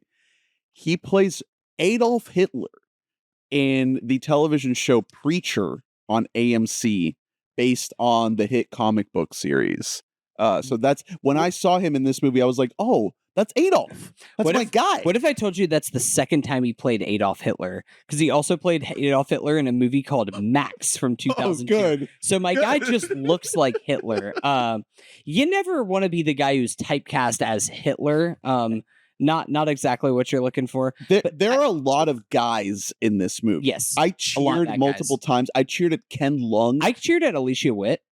Seeing her up in here, I was just again from the David Lynch. She's in Dune, Twin Peaks. Like she is a regular. Conan there. Makes an appearance. Conan O'Brien as himself. Yeah, of course. Johnny Galecki.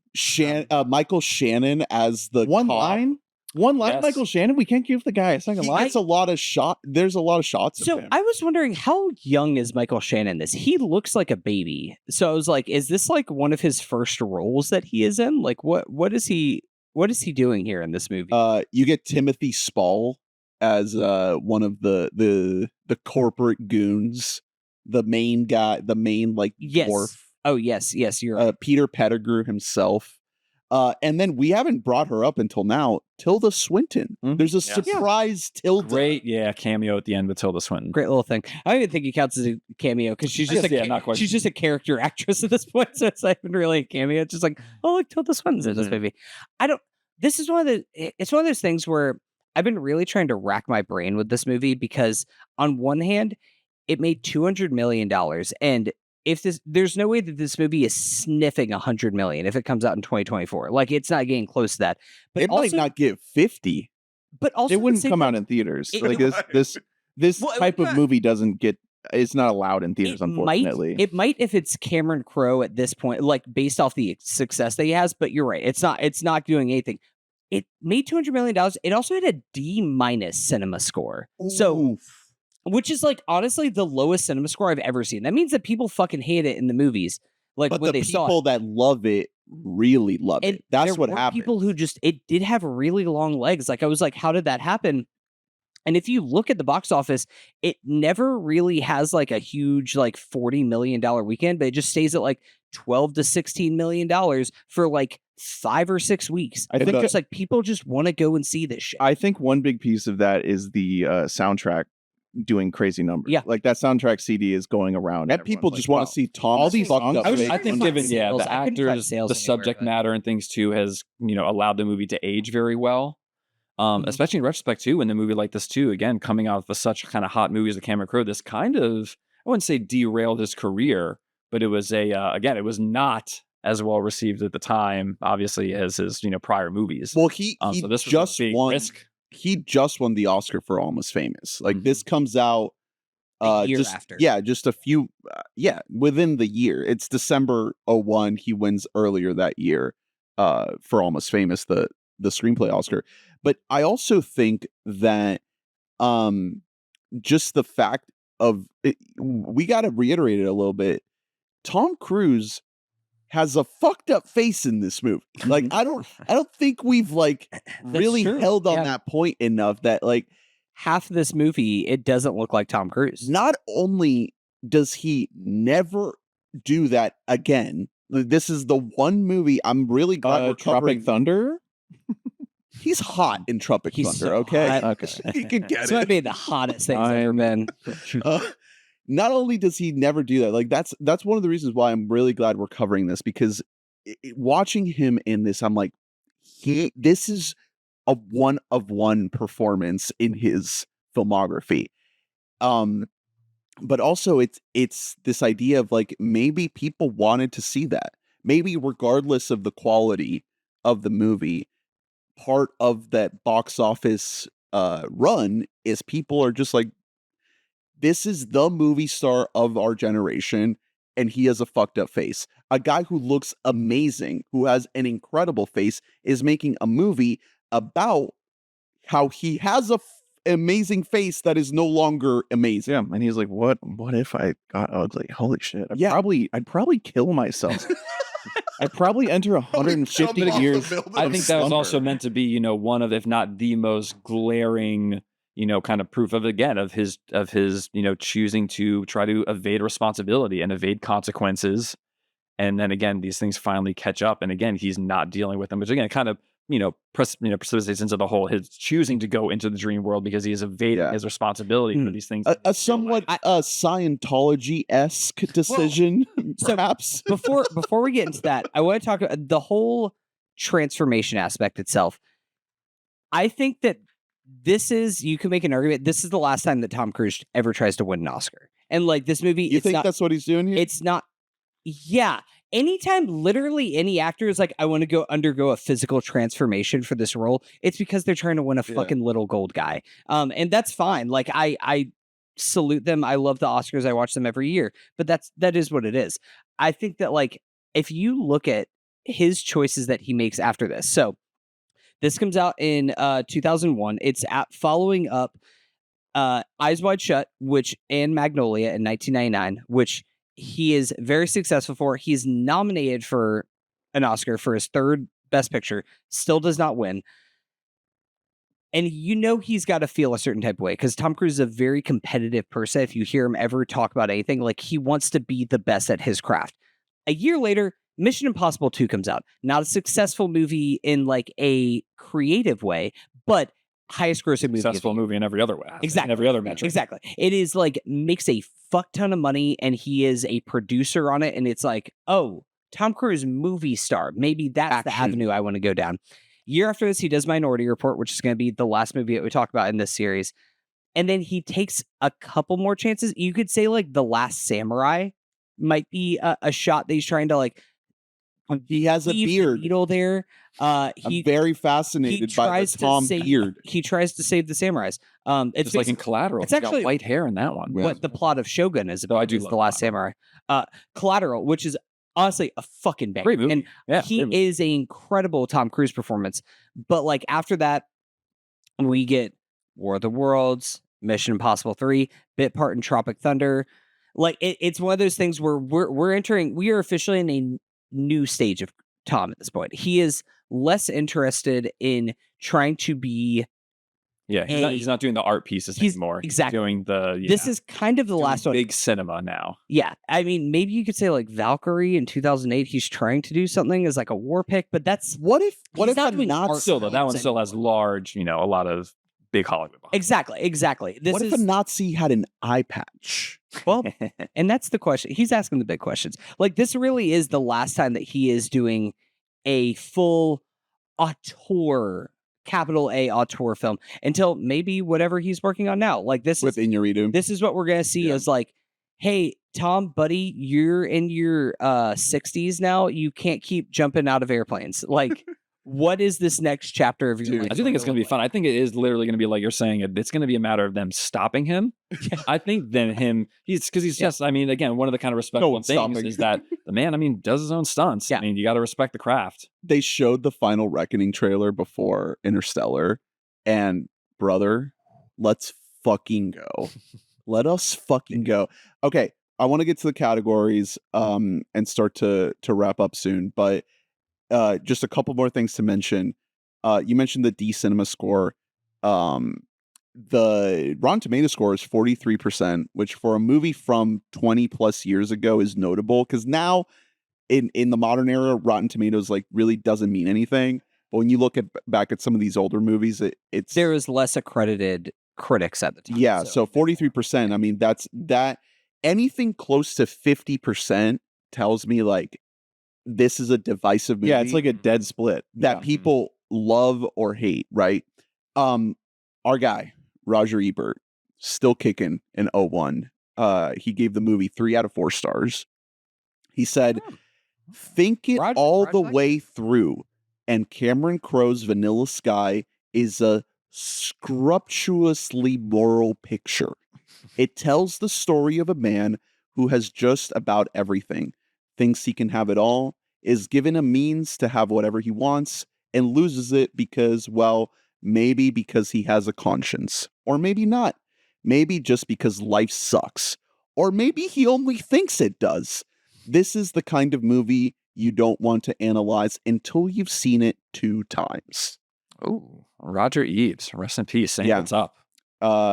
Always love to hear what Raj thought. I knew I liked him when his views aligned with mine.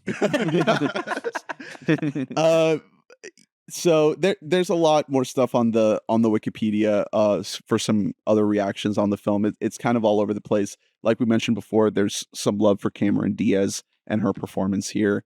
It seems like people really connected at the time with her performance.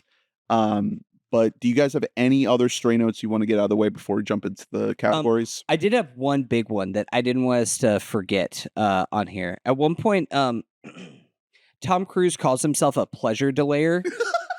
My guy just goons. Like let's just call it spade a spade. He all right? edges. He is the original gooner. He's out here. He's just That's delaying. interesting. Again, a movie just ahead of its time in so many ways. Well, yeah. the scene when he hangs out with Penelope Cruz again, and they draw the boundary of like, we're not even gonna kiss, and then you see them cuddling on the couch. It's like, my guy, what are you doing? You can kiss, but you can cuddle? And Well, let's be realistic. A very accurate portrayal of exactly how that would go down in real life. yeah, I love how Cameron Diaz is like, I could tell that you didn't get laid last night because of the way that you were walking out of her house. Yes.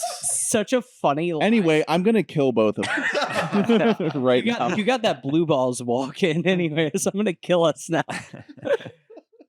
Incredible, absolutely incredible stuff. Was there anything else that you guys wanted to hit as far as the Scientology thing specifically? I do want to say, like, I actually think as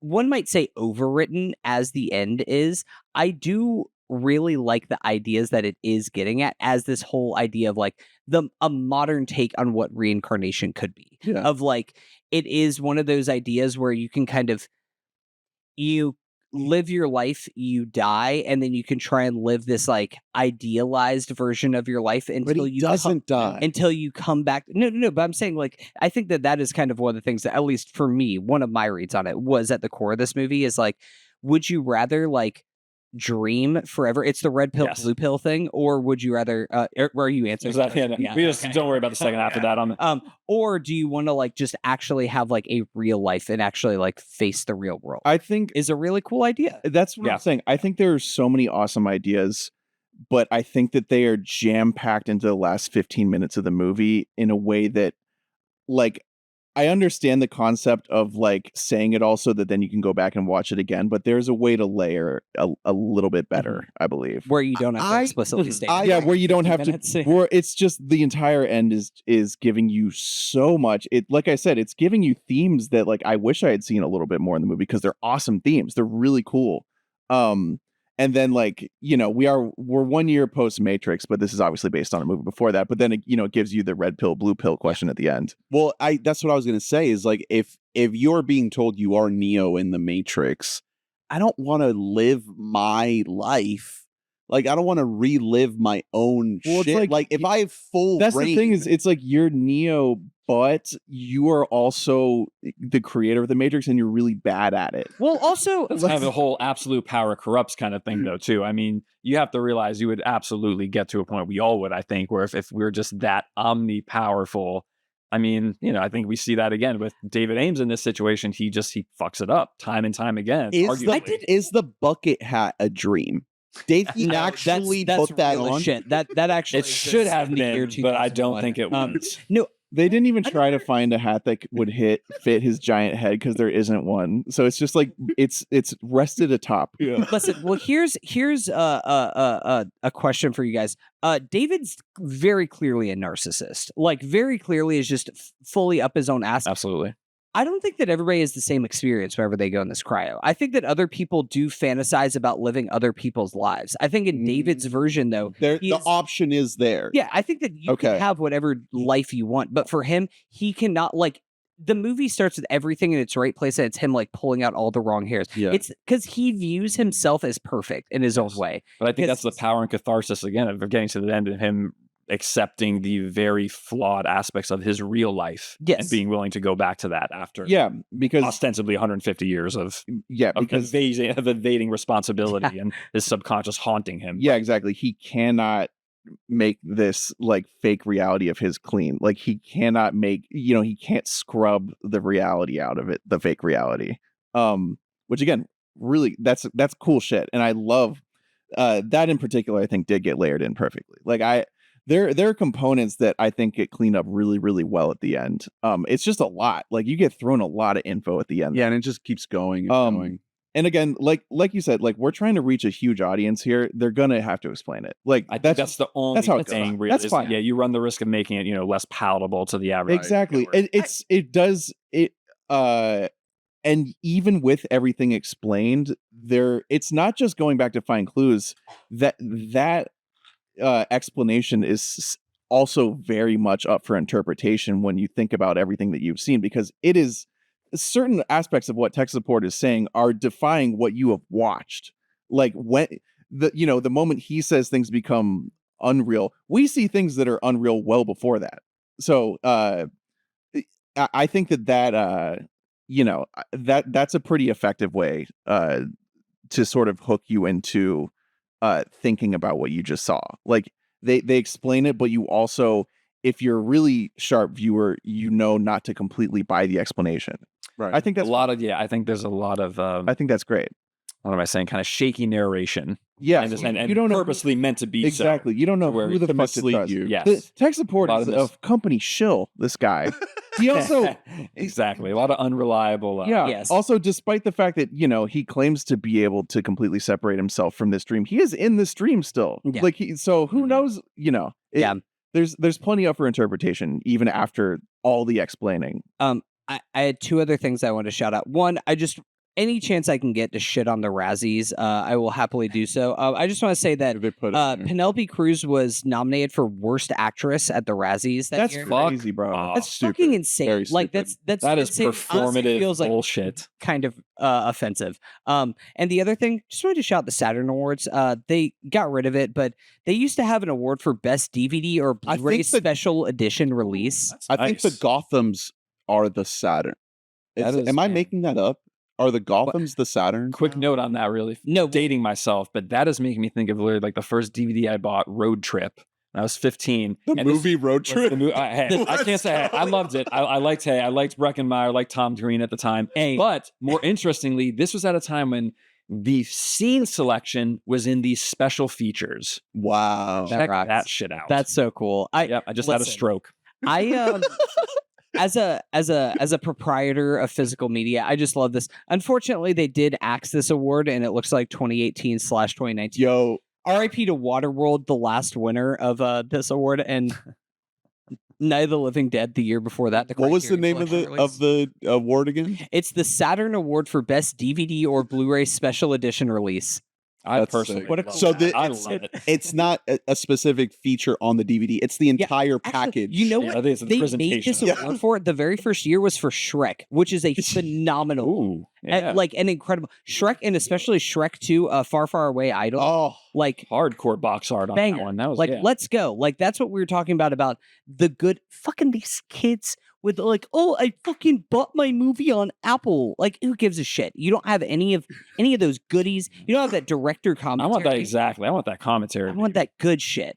do you think there I was want a to just comment? quote the scenes in the movie. I want to quote the people that made the scenes. Apparently, Cameron Crowe's. I actually have heard that Cameron Crowe does like a pretty good director's commentary about this. It's actually during the director's commentary that he talks about the 5 interpretations of the movie itself.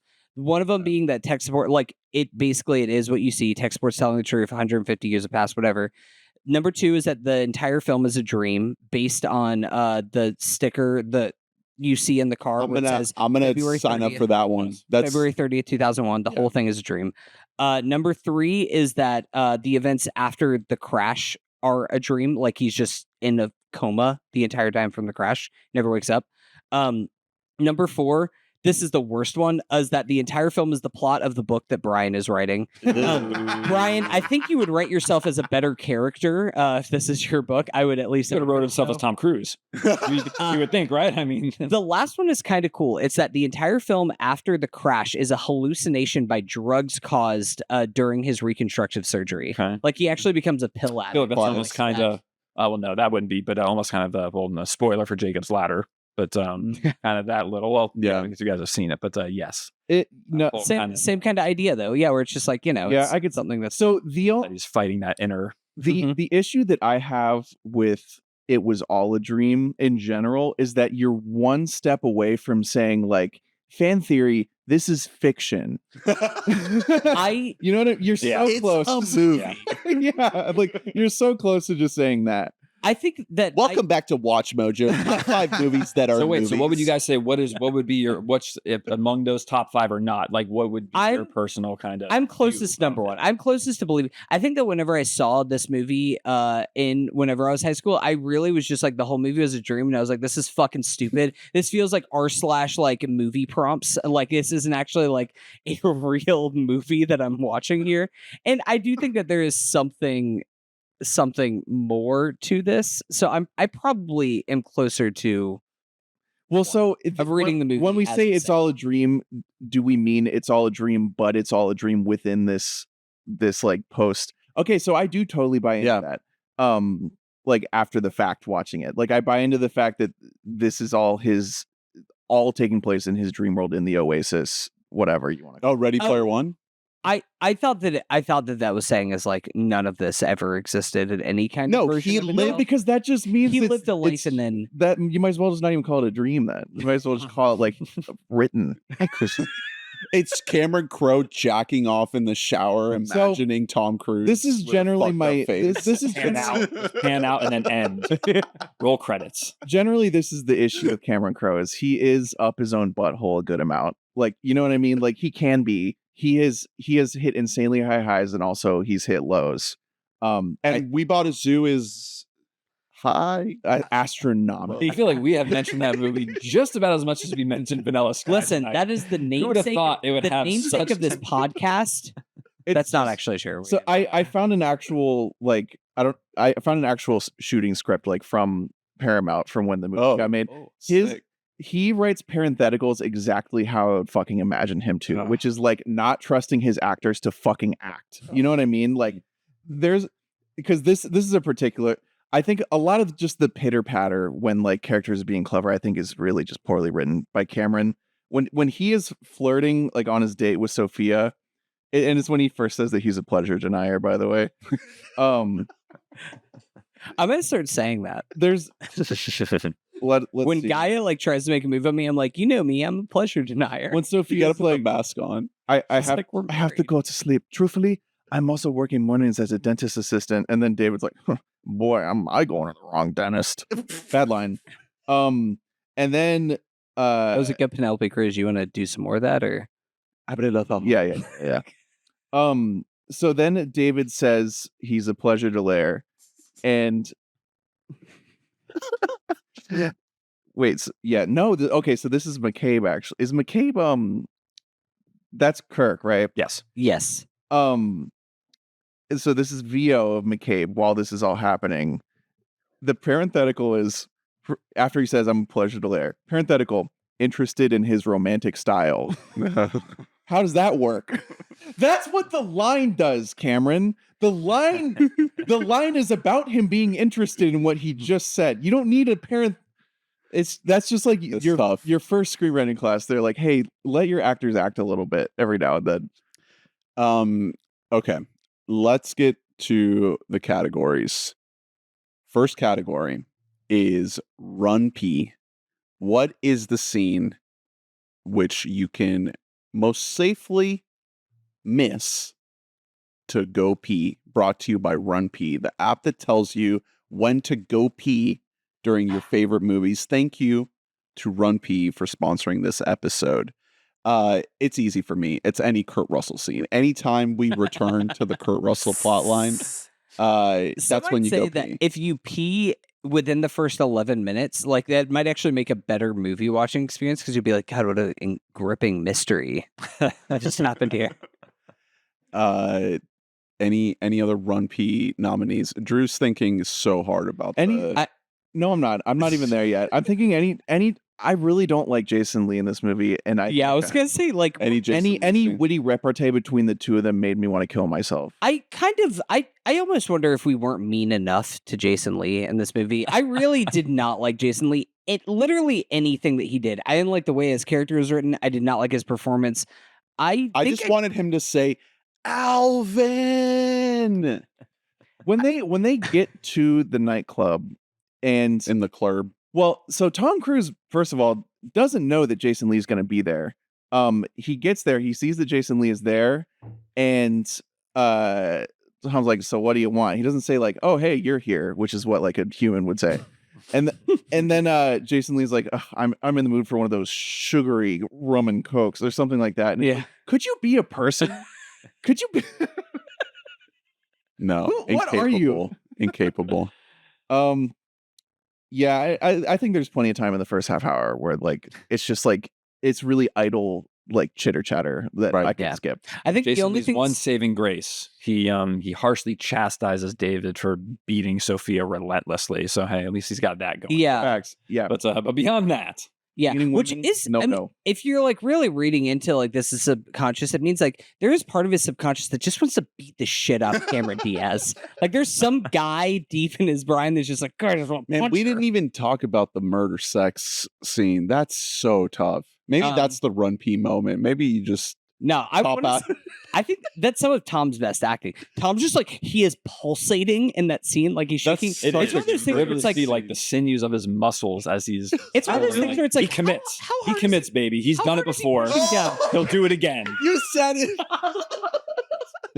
Allegedly. He looks like he's pushing pretty hard down. I don't know. I don't know what it was like on set that day. Might have been a rough shoot day. No, but yeah, you got they ran that scene He probably was a couple pulling times. from a very real place. Is Listen, he is coming hot off. Won't his say where divorce. from. They're like, Somewhere. Tom, this is supposed to be like a normal sex scene. Yeah. What are you doing there? He's like, damn it, Nicole. And they're like, that's not who's in this movie. Anyways, Vanilla Sky. Well, when so you're that, trying to watch Vanilla Sky, but you got to go take a big mud pie. Oh, Vanilla Sky. that's really good. I'll get there with that. I think that scene, the sex scene, is a good encapsulation of the movie as a whole, because there are moments in that scene where I'm like, is this awful? And then there are moments where I'm like, is this Amazing. fucking incredible? Right. In the span of like 2 minutes, you're just like, we're so It's back. yeah, it's really, and I guess This is where the fever dream reaches its highest. Yeah, it's apex. Yeah. and it's really like there is no right answer to that. It's just all up for interpretation, which is entirely what this movie is. So, Thanks, guess Run we're Team. Thank you, yeah, Run I'll- P. we'll come Let's circle back. Okay.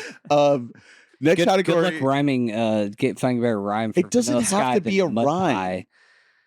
I think it kind of has to be a rhyme. I think that's in the contract. I'll Next give mine. I will endorse Run P, but I will say I will just sooner piss myself because I'm one of those people that once the movie starts, I'm locked in, baby. Okay. Well, Wow. that's a different app. It's called Sit Piss.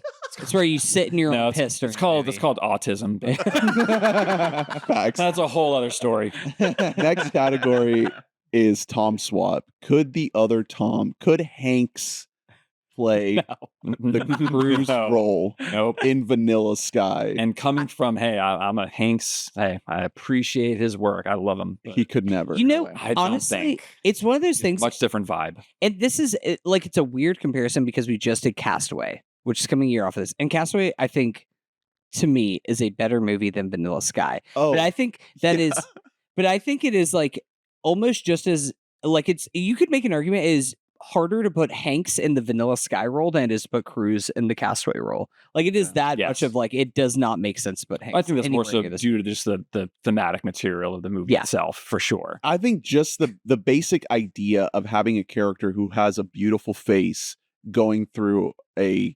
experience where he no longer has a Are you beautiful trying to say that face. Hanks doesn't have that problem because he never had a beautiful face? Hanks now looks like Tom post accident in the movie. There are scenes, His face is somehow more swollen than Tom Cruise. Yeah. there are scenes in the movie Here, which just came out this year, starring Tom Hanks, where he has a de-aged face, where he looks like he's wearing a How- Vanilla Sky Yes. face. I was gonna say, how close is that to the Dwight Schrute mask that Tom Cruise is wearing in this movie? It's pretty close. Okay. All right. Next category is a twofer. It's favorite scene and most iconic moment. I think the most iconic moment is probably the empty Times Square. Is that maybe the most like just basic, like recognizable sequence is just the opening of this movie? I think if we're going with the literal definition of like iconic, to where like you're saying if it's something that's just going to be instantly recognizable, kind of Radiohead. you are. That's probably close to it. That's probably I would say that's definitely up there. I was thinking the very end because for some reason I couldn't remember a lot of this movie, but it's Tom and Penelope, and On the roof. specifically in Penelope Cruz comes back, and it's the roof, and it's the Vanilla Sky Like behind. Yes, that's actually yeah. what I've always, whenever I knew nothing about this movie, and when I picture it, I picture that like PS1 sky. Like it's like when people are talking shit about Wicked, like that, I feel like this is The what they artificial are look, seeing. yeah. Like this is what they think they're seeing in Wicked. Yeah. Is like insanely, Drew's favorite movie of 2020. insanely bright pink sky and like very normally lit characters. Did you see Wicked? Yeah, Oh, did you like it? I liked it. Oh, Listen, okay. Drew's part of the hype. Tune in for Listomania coming to a podcast near you. 'Cause Drew hasn't seen enough movies to not put Wicked on. By his default, top. it's like Trap number 5, Wicked Oh, number Oh 4. Lord, I fucking hated Trap. Trap Damn, what? rocks. That's Trap rules. I'm here for Trap. I'm on team Really? Trap. I think it's the best M Night movie since fucking The Village. If that movie was I'm made by all in anyone on else, Trap. it would have gotten awesome. laughed You and I out have of a theaters. conversation because coming from someone like me, Oh, where it I sucks. unabashedly love The Village. Yeah, no, well, I think The Village is the best M Night movie. Okay, That's my But favorite. I do not share those feelings for Trap. No, I I tried to. I tried so No, goddamn when was the hard. last time you went to a And concert? Josh Hartnett does Don't you well know- enough. I, but- well, I don't know if you know this. I don't know when the last time you went to a concert is, but You concerts. just walk around. well, concerts You don't have. leave. concerts have 4 intermissions to them now. Everybody knows that. You have 4 intermissions. There's no set change. They start at like 11 a.m. Also, like, thank God we got Also, the early apparently show. security is bullshit, and the SWAT team will just divulge their entire plan in front of a random stranger 15 feet away. Yeah. They also They're have like, hey, don't tell anybody, but this whole thing is a fucking trap, dude. that was the worst movie That I've seen guy, this whole year. God, Trap rocks. It's so hard. bad. Trap Also, is so cool. Also, if you think it's gonna at Rocks least my be like skull, interesting, gave me a you headache. spend about half the movie just watching Lady Raven sing songs because it's Hey, his daughter. and here's the thing. See, I feel really- so cheated because I did not realize that till after the film. And yeah, no, me And I neither. feel like that was the Shyamalan twist right that's there. why. well, I was it's like, like of we just course. give the He got plot me over again. to her. You got me again. it's not even the plot. We're just fully watching her do a concert for half It's of this not movie. very good. All the songs are like nothing. And we're just watching her perform. Like, is this the movie? It's just Lady Raven? Listen, let me tell you, I saw Trap after having like I went to happy hour at Bar Louie, had a few drinks, a couple like an app, and then just like The vibe was strolled right. into Trap, and I was like, I'm on the wavelength of M. Night. Yeah, I needed to be shit Also, faced. you know those I was too times. sober. You That was know a those shit times face whenever you just like are at a concert and you're just like, oh, sorry, my daughter's dying. And they're like, yeah, do you want to go meet Ariana Grande because of this? So would the club scene have been better in Vanilla Sky if Lady Raven was blasting as Oh, yeah. Cruz was 100%. walking? Yeah. Because that's my favorite scene. That by far is the best part of the movie to me, is just watching Tom wearing that mask, walking through the club, trying to talk to Penelope Cruz. She's not having it. He takes the mask off. We get these extreme close-ups on his fucked up face. Like, that is the peak of the That's movie. a tough call for me. I think that one is up there for me. And honestly, I think the end, like you had mentioned too, for a few reasons, because like you said, just visually things come together. You see, the Vanilla Sky, but also too, it's just you feel this really good sense of, of kind of finality. You see the people up there that he's talking to. And honestly, for the first time, speaking to Jason Lee, speaking to his friends and everything, and Sophia, and honestly, probably the most earnest way he has the entire movie. And I think that's just I think it's it's a nice touch. It's a very just visual aesthetic. It's very beautiful. I like the earnestness again of the dialogue for the Shout out Yeah. to the car crash too. Got it. absolutely Great car crash. Yeah. Incredible Cameron Diaz scene right there. This podcast, by the way, is brought to you by Run P, guys. Here we go. Because even Tom Poos and even Penelope's. Oh, The Cruise and the Cruise. Cruise and Cruise. Yeah, they should have promoted this movie how they promoted Eyes Wide Shut, because it was like Cruise, Kidman, Kubrick. This should have been Cruise, Crowe, Diaz on the poster. Okay, that's good. I think Cruise, Cameron. Oh, there you go. Cruise can't. Oh, that's Writes good. itself. I'll say that is good. I really like everything that's like at the beginning of the third act. Like, as whenever we first get the bar scene and like seeing like that he's stopping the world around him, to the world just in general like completely devolving, to him killing either Sophia or Julie. I really love that whole, I know that's not exactly a full scene, but that sequence that's only like 15 minutes or so of the movie is my favorite part. I think that's where it's just like Tom is like really kind of doing the most. Again, it's like where you're seeing manic Tom. Yeah. And again, way. for it. kind of hints about the music too, that kicks in out of nowhere, starts blaring, and again you start The Beach seeing Boys. his world just start to devolve. The one after he kills Sophia, I think was Todd Rundgren, that Can We Still Be Friends? Yeah. Very ironic. That was a And great then one. he's falling down the staircase. He looks in the mirror, he sees himself again completely disfigured. So like you said, that's the part where like things are really truly unraveling. I'm gonna be honest, some of the sound stuff, because they're so jarring in other parts, I can't quite place where a lot of the songs are in the movie, where I'm like, he like strangles Sophia and it's like, stand in the place where you live, and you're like, well, I don't know, that wouldn't even feel that far off base on like what's happening. By the way, So- shout out to the team of doctors who try to sell him on this mask. And he goes like full. That is some great elephant talk there. That's something like He goes Yeah. full like Nick Yeah. Cage in front of them. Oh yeah, for a minute there, I thought we were talking about a fucking Yeah, mask. that's such a Nick Cage delivery. Double speak there. Yeah. So good. They're the bold-faced lying they're doing about this mask, saying that it like contorts to his facial expressions. No, it doesn't. It did not. That'd be great if it did. And they're like, no, it actually, there's like secret technology on there. It's like regenerating your skin as you're wearing it. It's like, I don't think that's regenerating. That felt like the realest part of the movie, to be honest. That should have just been a normal day with your insurance provider. Yeah. And they're like, oh, that looks great on you. That looks so good. Yeah, looks like Whoa. that Hey, good looking. shit. Tom, I think you're cured. I think you look better than you did before. Literally, too. I love he just says that too. He's like, guys, I have steel plates, it feels like, just careening through my brain. They're like, how about this mask? Yeah. And they're like, no, you don't. It's like one of the things that they tell him about his pain, and they're like, tell you how you feel. yeah, I don't think that's how you feel right now.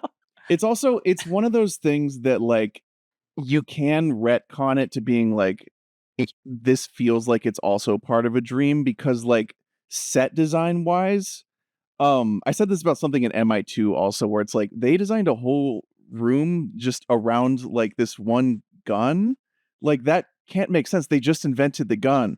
This is the same thing where they designed a panel of 6 doctors to be sat in front of one person. Like in what circumstance? How often does that happen to you? Yeah, like this is just it feels very dreamy. And I feel like it makes more sense when you think of it as a dream, even though it's not supposed to be. I'll argue that's the first time I think you see tech support Yes, exactly. overlooking the surgery. Yeah. Another thing that gets a lot better when you figure out that it's not real is like, I think maybe the 4th or 5th time we're seeing Kurt Russell, and he's like, listen, man, like I really like you. Like I really wanted this to like you to be telling the truth, and it's like, you don't like him. This guy sucks. You've in total talked to him for like an hour and a half of your life, and you're like, I really thought that we had a real connection here. Yeah, it makes so much more sense when it's coming from the mind of the narcissist. Yeah. For Kurt Russell to be like, listen, all this over dramatic shit you've been doing while wearing a fucking mask, I love. It's like, David, you're such a cool dude. Yeah. You're a sick guy. And again, that's another thing of like, if we're going to rewrite this script now, I think that like the whole idea of just like what narcissism is like so much more of a like idea that everybody can kind of recognize and pinpoint exact things about now in 2024 Right. than they could in 2001. Yeah. I really think you could remake this movie in the 2020s and it be a more effective version of the thing that we got. I think also it's I think more overt connections would be drawn Yes. than they were like It's technology wise too. yeah, it's also Yeah. it again, the script already has so much shit going on, but if there was any arc, I feel like he's gonna go back to real life and just still be a giant asshole. Like, Is that what you think that happens? hurts my at the soul. end? Yeah. I Well, truly we hope not. We haven't played like the next day he's gonna go kill someone. game in a while of No. what's happening after Well, this. I feel like it's what you mentioned way earlier in the episode, Drew. Like he's been doing this for maybe Possibly, theoretically. millennia. Like, but it's like, but it's also not. It's not Like, a just Groundhog Day reset. scenario where he learns something. no, it's a full reset. It feels like he's still kind of a dick, and then he's just gonna he's gonna go back into the real world and like manipulate another woman into killing herself. well, also, so He's here's a head in a jar. He's just looping like endlessly. unanswerable question. So like he comes back to the real world. If he's just like, yo, this shit sucks, put me back in the tank. Like, can he do that? Can he just choose to go back to it? Because like, listen, there's some days where I would come out of the tank. I'd be like, nah, put my ass back. I'm ready to go back in. I don't want to go back in there. He won again. I mean, I don't know. I think it just goes to the interpretation of what level of reality are we in at any given point, because I would lean towards this whole thing is a dream and he's a head in a jar. He died 1,000 years ago and he's been reliving these moments on a loop for hundreds of years, right? But you could also go the route of he has the fucked up face and he can subdue himself into a dream for stints for periods of time and then go back into the real world, unplug from the matrix and live his life with this fucked up face. And he doesn't know when he's in the tank and when he's not. There's no distinguishable you I know, gotta period say, of reality. and I'm probably revealing my own kind of, you know, inner sense of probably, you know, the desire for like universal balance. But this one, as much as I love picking through and analyzing and trying to piece apart movies and things like that, I kind of like playing this one just kind of right, just as it plays. I kind of like looking at it just as it, you know, as it presents itself. And then hopefully at the end, he doesn't murder another woman when he goes back in the real world. But you know, hopefully, you know, again, that he finally reaches a point to where he is willing to accept, you know, some level of responsibility or do the work of trying to understand Hopefully. the world around him.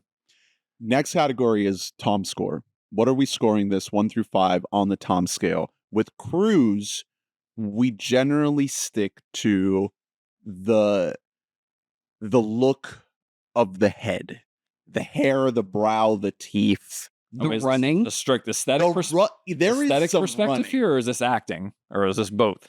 So it's not necessarily about how great Tom is. It's about how much of Tom. Yeah. Like is How it Tom is how Tom is Tom? Exactly Okay, what it is. okay. I really like the running in this movie, although it's different from what we know as Tom Cruise running. But there's running. Empty Times Square where it's like almost like lumbering, but then it just goes into just full like Yeah. Ethan Hunt dead space. And then after the club, there's some Um, good running there. I think that the That's Tom hair, he's still riding on the high of Mission Impossible. Yeah. That's Like, a 5. The hair is 5. The hair is a 5 for sure. Hair is so good. Like I'm so goddamn jealous of Tom Cruise's hair in this movie. I'm like, fuck, that's like But then his face is the most fucked up it's ever been. So you kind of, I think it has to be like a 3. If you have to, I'd give it a 4. I'd say on What- I think. Here's the thing. We gotta talk about the teeth. We were on a good run with Tom and his teeth and I think that in a lot of shots they look normal, but then there's certain shots where I can't tell. It's almost, I'm starting to wonder if it's a thing where like Tom doesn't look good at certain angles. Oh yeah, And of like course. the way that he smiles a little bit crooked, so it almost accentuates the fact that like his teeth are off center. His like veneers that he has in place, it draws attention to them. Well, Because there's a couple shots in here where I'm like, dog, that middle tooth is like right where your nose is. Well, like that it's is not because- how teeth are supposed to be aligned in a human body. Yeah, because I don't think that this like set is any different than like the MI2 set, but him with the prosthetics on has his mouth hanging open all the time, Yeah, and you're just looking at him going like, you know? it's very well done. the prosthetics. Yeah. Oh yeah. Yeah, they did a great job with the makeup. I was shocked it wasn't nominated. It was only nominated for 1 Oscar for the Paul McCartney song that does not exist. I was gonna say of all the songs that are What- in the score, yeah, the what- one that was the original. It's song- called Vanilla Sky. I'd even so too. Of all the Paul McCartney score, or No songs, idea. they're gonna pull out. I don't know. It should have been nominated for hair and makeup because I think they killed it. It's really well done. He looks fucked up and it looks legit. Mhm. It looks like an actual, like a true victim. Like it's fucked up, but not in like a monstrosity. Not kind yet of way egregiously either. so. Yeah. It's very seems believable. yeah. Well, you buy it as like a reconstructed face, Yes. right? Like this is someone It very is. wealthy. And that's the thing too. Like him exactly. This is him post the surgery. Yeah. Right. Okay. Next category is actually the final. Oh, also 3.84. That's the perfect score. Oh my god. Yeah, yeah. You nailed it. That's it. You're welcome. Next category is the final category. It's recaging and re-Robin Couch. Where are Nicolas Cage and Robin Williams in this movie? Robin is Kurt Russell, like you said, Yeah, obviously. Oh, It's almost- Good Will Hunting. it's Yeah. almost too easy. And Cage is My Name is Earl. Here's a question: Could think Cage would make a great tech support, especially if he was featured a little more in the Let's movie. go. Yes. I That's so good. I really love You're that. in a dream. You're in a dream. Can I? So let me take you guys back to the year 1996. So we'd have to go back a little bit. Like, was that Could- 5 years? Could Nicolas Cage be David? Yes. I think that there is a version of this Oh, yeah. movie where like Absolutely. Cage could just be the lead. Right Now, before here's So the I think it the would here's the- still be shades different, obviously. It's hard to find the right like if we're talking about like a wine, like the right year Cage to pull for this. is it but because it's before he's- Face Off, you're saying. Like Yes, you can't do but here's Face the thing. because then it's a parody. Well, at this point, even in the 90s, I don't think Cage is hot anymore. I think if you want to get hot Cage, you gotta go back to like Moonstruck Cage. Well, so you gotta go back to like late 80s, you're right, early but 90s. if you remember, like during peak like 90s Cage, he was always playing roles that were written to be super hot guys. Yeah. There were always lines That's- about how gorgeous he is, and then it would cut to Nick Cage. Fun.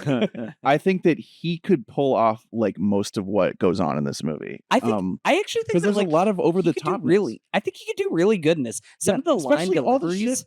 shit, all the Kurt Russell's thing. When Cruz has the mask on, he's going so crazy. He's dancing and shit. Yeah. That's all Cage. Yeah, He like absolutely. climbs up on feel the like window. Both Cage and Cruz have enough charisma to pull it off, and enough of the crazy kind of X factor. Like, what is he actually really thinking? Mhm. Like, what? Yeah, like it literally. Like Nick Cage and Tom Cruise, you question kind of what they're doing when they're not acting. It's one of those things where it's like literally anything What's could happen in the scene offset. right now.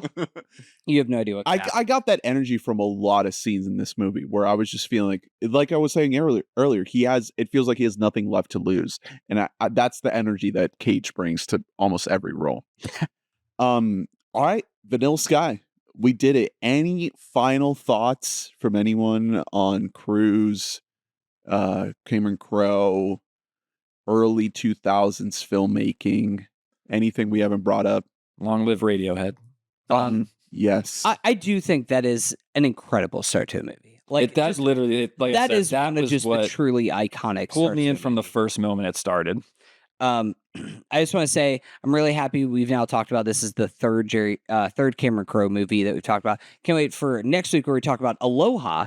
As part of our yeah, yeah. Bradley Cooper the series? last Cameron Crowe movie that he made Aloha in 2015. It was like I think I give up this whole film. He hasn't made a movie in 10 since years? 2015 since Aloha. Jesus. I don't even think he has fucking anything Christ. slated. I think that he made Aloha and he's like, I made one of the worst movies. In That's the 21st really century. sad. I Sad. That's like the same thing, phrase they said when the Hindenburg crashed.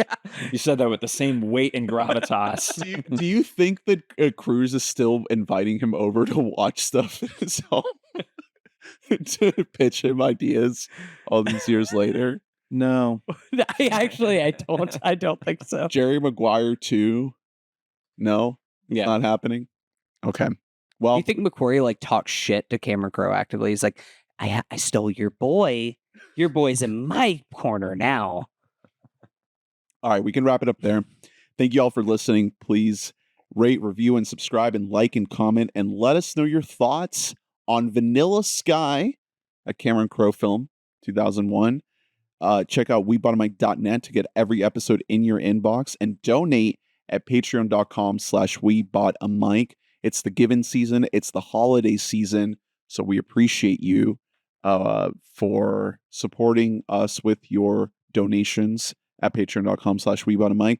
And if you can't afford $5 a month, you can share this podcast with your friends and loved ones. Recommend your favorite episodes. Just send them a little, maybe print out the podcast on a little postcard and put it in someone's stocking with a little QR code. Why? So next year we're gonna have to make a Christmas card, right? It's kind of too late in the season to make a Christmas card, but I have Charlie Brown stationery that I've been using, so we can fold that in. so I meant like a picture of us because that's normally how Christmas cards work. Is that yeah. like it's a photo of the boys, but That's next year. I think that you should draw a picture of the three of us. Oh, yeah. okay. I think that'll be better. Okay. Thank you, Drew, for coming on. Welcome to guys. the We Bottom Mic family. We hope to have you on again very soon. I would love it. Thank you guys so much for the time and for the good conversation. Any parting words, life advice, recommendation, general, anything you want to let the people know before we go? Oh man, that is a large question right there. Man, I don't know. Well, I would say I'll Please try- do provide each of those. Yes, right, exactly. and reasons why. No, I'll just keep trying to say, but at least it's just in the realm of cinema. Like what you like. It's okay to have, tastes that are different. Movies are going to be subjective. I definitely have my share for guilty pleasures that I know might not be objectively the greatest films. They're not guilty. but they're just exactly. Yeah, they're really not. It's Listen, talking about them. I talked about Hot Frosty, the new Netflix Christmas movie, for like 10 minutes on the podcast last week. So And it didn't get that many clicks. Oh, well, listen, We can do a longer one slow if you want. I climb. watched it. Okay, let's go. Well, I have another 45 minutes in me, so I know. I'd say, hey, always enjoy, the fine dining of cinema, but don't be afraid to kind of dig into a tin of Chef Boyardee and enjoy it either. Yeah. They both have appropriate tastes for different It's true. times. Or just like go outside and like with Hot Frosty, you go outside, pick up a piece of dog poop from the yard and eat that. You know? I'll And treat here's you. the thing: you find a guy who like says like, "Hi, I'm a snowman." You take him and you sweat his ass out. You try and melt him as like a human being. Murder that. You want to kill that guy. Well, thanks, Drew. Like I said, Thank you guys. we hope to have you on again soon in the new year. We don't know what's in store. The plan is for another series, but we may leave it up to the audience. What do you have a decide. suggestion? Any actor that you think would make a good series? Actor or actress. Oh, I said like and the same route of like the Tom Cruise thing we've been doing. Just Yeah. anyway, just We're who do nearing you the think end. would have a good person to just like go through their filmography? Probably should be an actress. Sure, off the top of my head, just because I'm looking at one of the pictures now, though, too. I would say let's revisit Jake Gyllenhaal if anyone hasn't lately. Got a lot of good ones in there. Enemy, Nightcrawler, Prisoners. Listen, Dude, I'm a sucker for Donnie Darko, fact even that though you again I said- feel like that's very Vanilla Sky-esque. No. It's very polarizing. No. The fact that Enemy was the first name out of your list. Listen, you're invited on the podcast forever. In my book for that, Awesome. Thank the best Denis movie. The And question also is, Donnie Darko, just true masterpiece. does So- Jake Gyllenhaal qualify as a white man? You know, we're in this question right now where No, Prince of Persia. do Italians are Italians white? We're gonna Well, find they out are very now. soon. They weren't around 70, 80 years ago. We're gonna a lot of questions are But coming now, up yes, right now they absorbed them into the white community. So I Should think they we- need the numbers. Should we try and like retrofit the podcast as like, we're calling this the year is 1952 and the Italians are making a movement in the cinema? Whitey Whiterson's here with us. Yeah. Well, when we cover the Brutalists, absolutely. One thing I did want to mention before we wrap is on the Patreon, I am starting to put old episodes of the podcast. We've been doing this for 7 years now, and I publish this through Spotify, and Spotify has been flagging some of our old episodes for copyright claims because we did use pop music in them. So now they are Patreon exclusive episodes. So if you want to listen to some old goodies, such as our discussion of the 2019 film Joker, directed by the same guy who directed Road Trip, Mr. Todd Phillips. That was him, man. What That a is now wild journey he's been on. That is now a Patreon Wow. exclusive episode. Other films such as How to Train Your Dragon 3. It's not a full blown transfer that I'm doing, but it's going to be happening more and more. Some old episodes are going to be paywalled. So $5 a month, patreon.com /WeBoughtAMic. Again, thank you to everyone that supports the show. We love you. We appreciate you. And next week, stick around for the end of the series. We've been doing this for over a year. We're finally at the end. We have one more cruise, one more Hanks before the end of the year. It's a double Spielberg with Minority Report and Catch Me If You Can. One more cruise, one more Hanks. We're wrapping it up as we wrap up the year. And then in January, it's best of 2024. It's Listomania. It's top albums, top shows, top movies. We're rounding out the year. So stick around for that. We'll see you then. Thanks again, Drew. Thank you, guys. Thank you. See you next time. Bye. Bye.